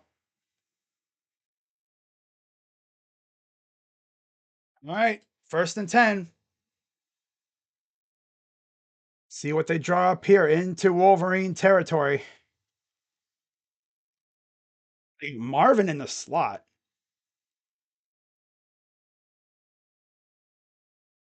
McCord in the gun. Just a pass. It's off. Yep. This dude is ass, bro. This dude is. Oh, there's a flag down. There's a flag down, I thought. Right? No? Yeah, there's a flag. There's a flag down.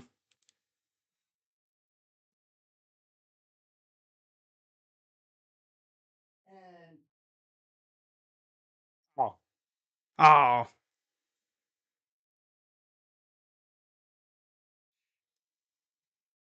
Yep. Get out of here, Kyle. You go play for some Mac school. You're freaking ass, bro. You're a freaking ass, bro. He had a dude wide open right there. Could have dumped it off, but threw it right in the spot. Nobody around, really. Yeah. Threw a duck. Had the dump off. Could have gotten a big chunk. No. Let me go to Marv. Marv. Yeah, Kyle, you're going to a Mac school, bro. You're out of here. You are out of here, bucko.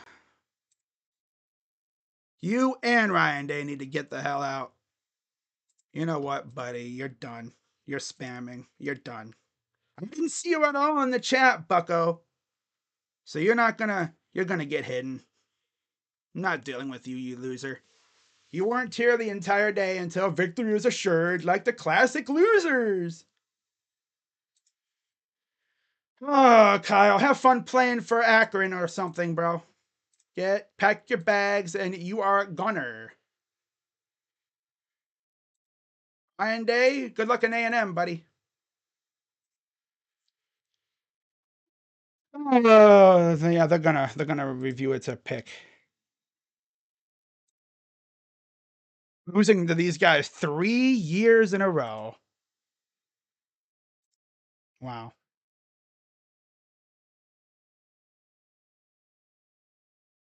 Oh wow, Ryan. Russell and Urban would never lose to these losers 3 years in a row. The heck is Woody Hayes? Oh, Cooper. Okay. Just take your painted beard to Texas A&M, bucko.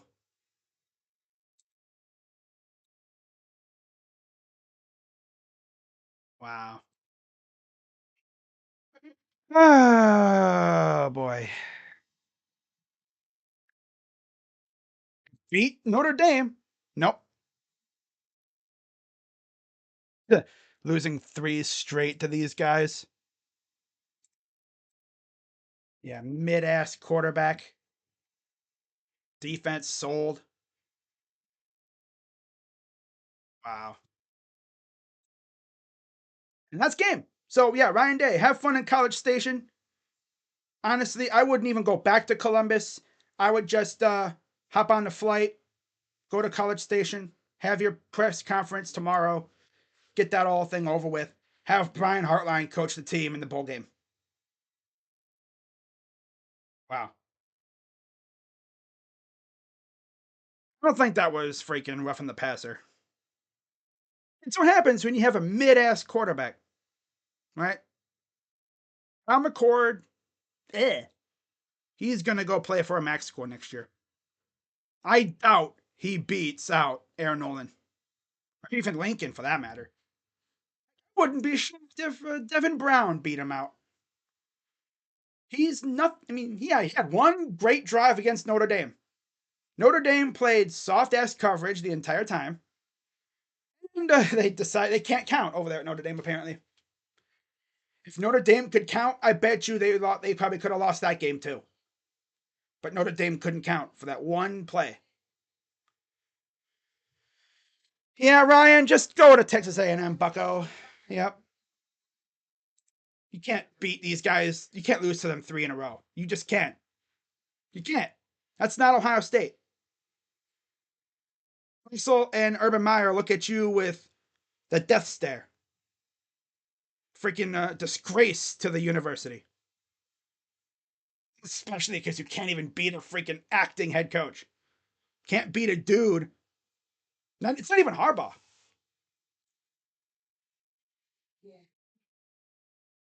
After all, it did take him 3 weeks to freaking name an actual quarterback. Should have told. That told us everything we needed to know from the beginning.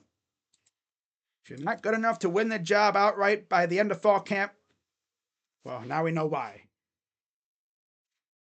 Because he's not that dude. Had that great drive against Notre Dame, and other than that, yeah, I mean, nothing else. And you will never play college ball. I'm sure you did, William. What school did you go to, huh, Bucko? Huh? How many years did you play college ball? I'm sure you were a 5-star recruit, huh? Playing at FBS level? I'm sure you were, Bucko. Or are you just one of those classic losers sitting in your mama's basement freaking type. I've been one to, defend Ryan Day. But you can't lose to these guys 3 years in a row. I'm Ryan Cooper. He's out here like that old coach before Tressel got there. Interim head coach just outcoached Ryan Day. And Jim Knowles, honestly, should just join him at Texas A&M too. What about Jim Knowles to USC? I wouldn't even be mad with that, with the way this is going. Oh, man. Someone actually has a Dion edit? No, we're not getting Dion. No. I don't want that bona fide cheerleader. I don't want that bona fide cheerleader. Now, Mike Vrabel. Ben Axelrod. That's hilarious. Mike Vrabel would be an elite coach, but he's not leaving Tennessee. And Lanning? No. Herb? No, he likes being an analyst. And then Dion. That's hilarious.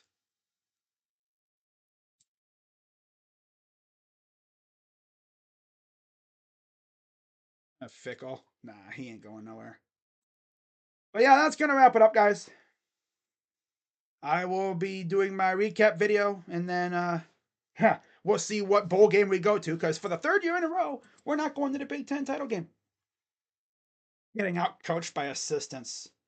Yeah, Ryan Day, you might be an Aggie. Might need Texas Ag. He needs to start reciting his the war hymn. Needs to look for residencies in College Station.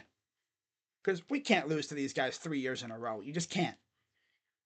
Like, you're a disgrace. You can't even show your freaking face around Columbus. Like Urban and Jim,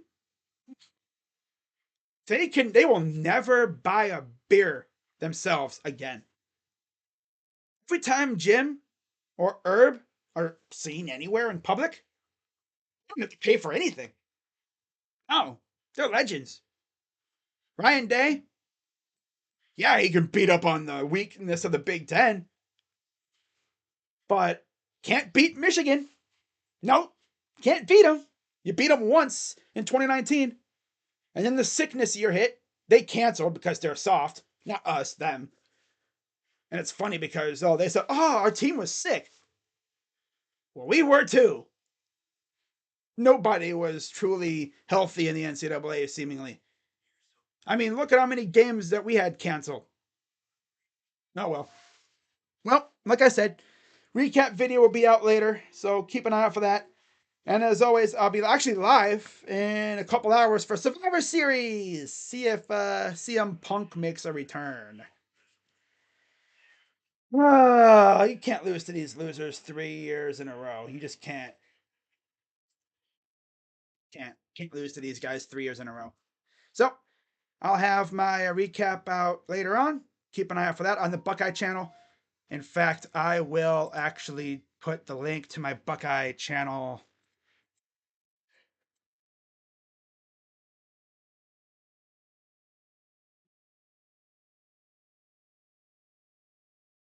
Oh, we're going.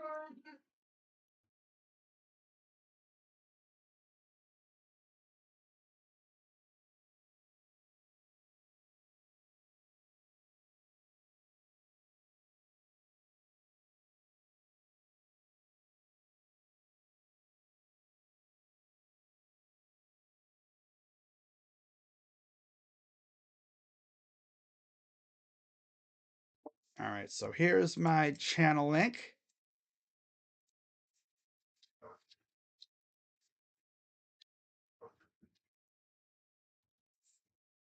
There you go.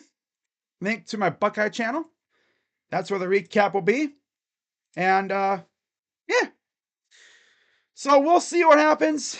But with that being said, guys, I'm gonna head out and I'll talk about this game in the recap. It'll be out later tonight on the channel. So, and of course, like I said, I'll be live for Survivor Series later on. So hope to see you then. Go Buckeyes! Ryan Day, you are a disgrace. Jim Knowles, you are a disgrace. And Kyle McCord, you are ass, buddy. So I'll see you guys later.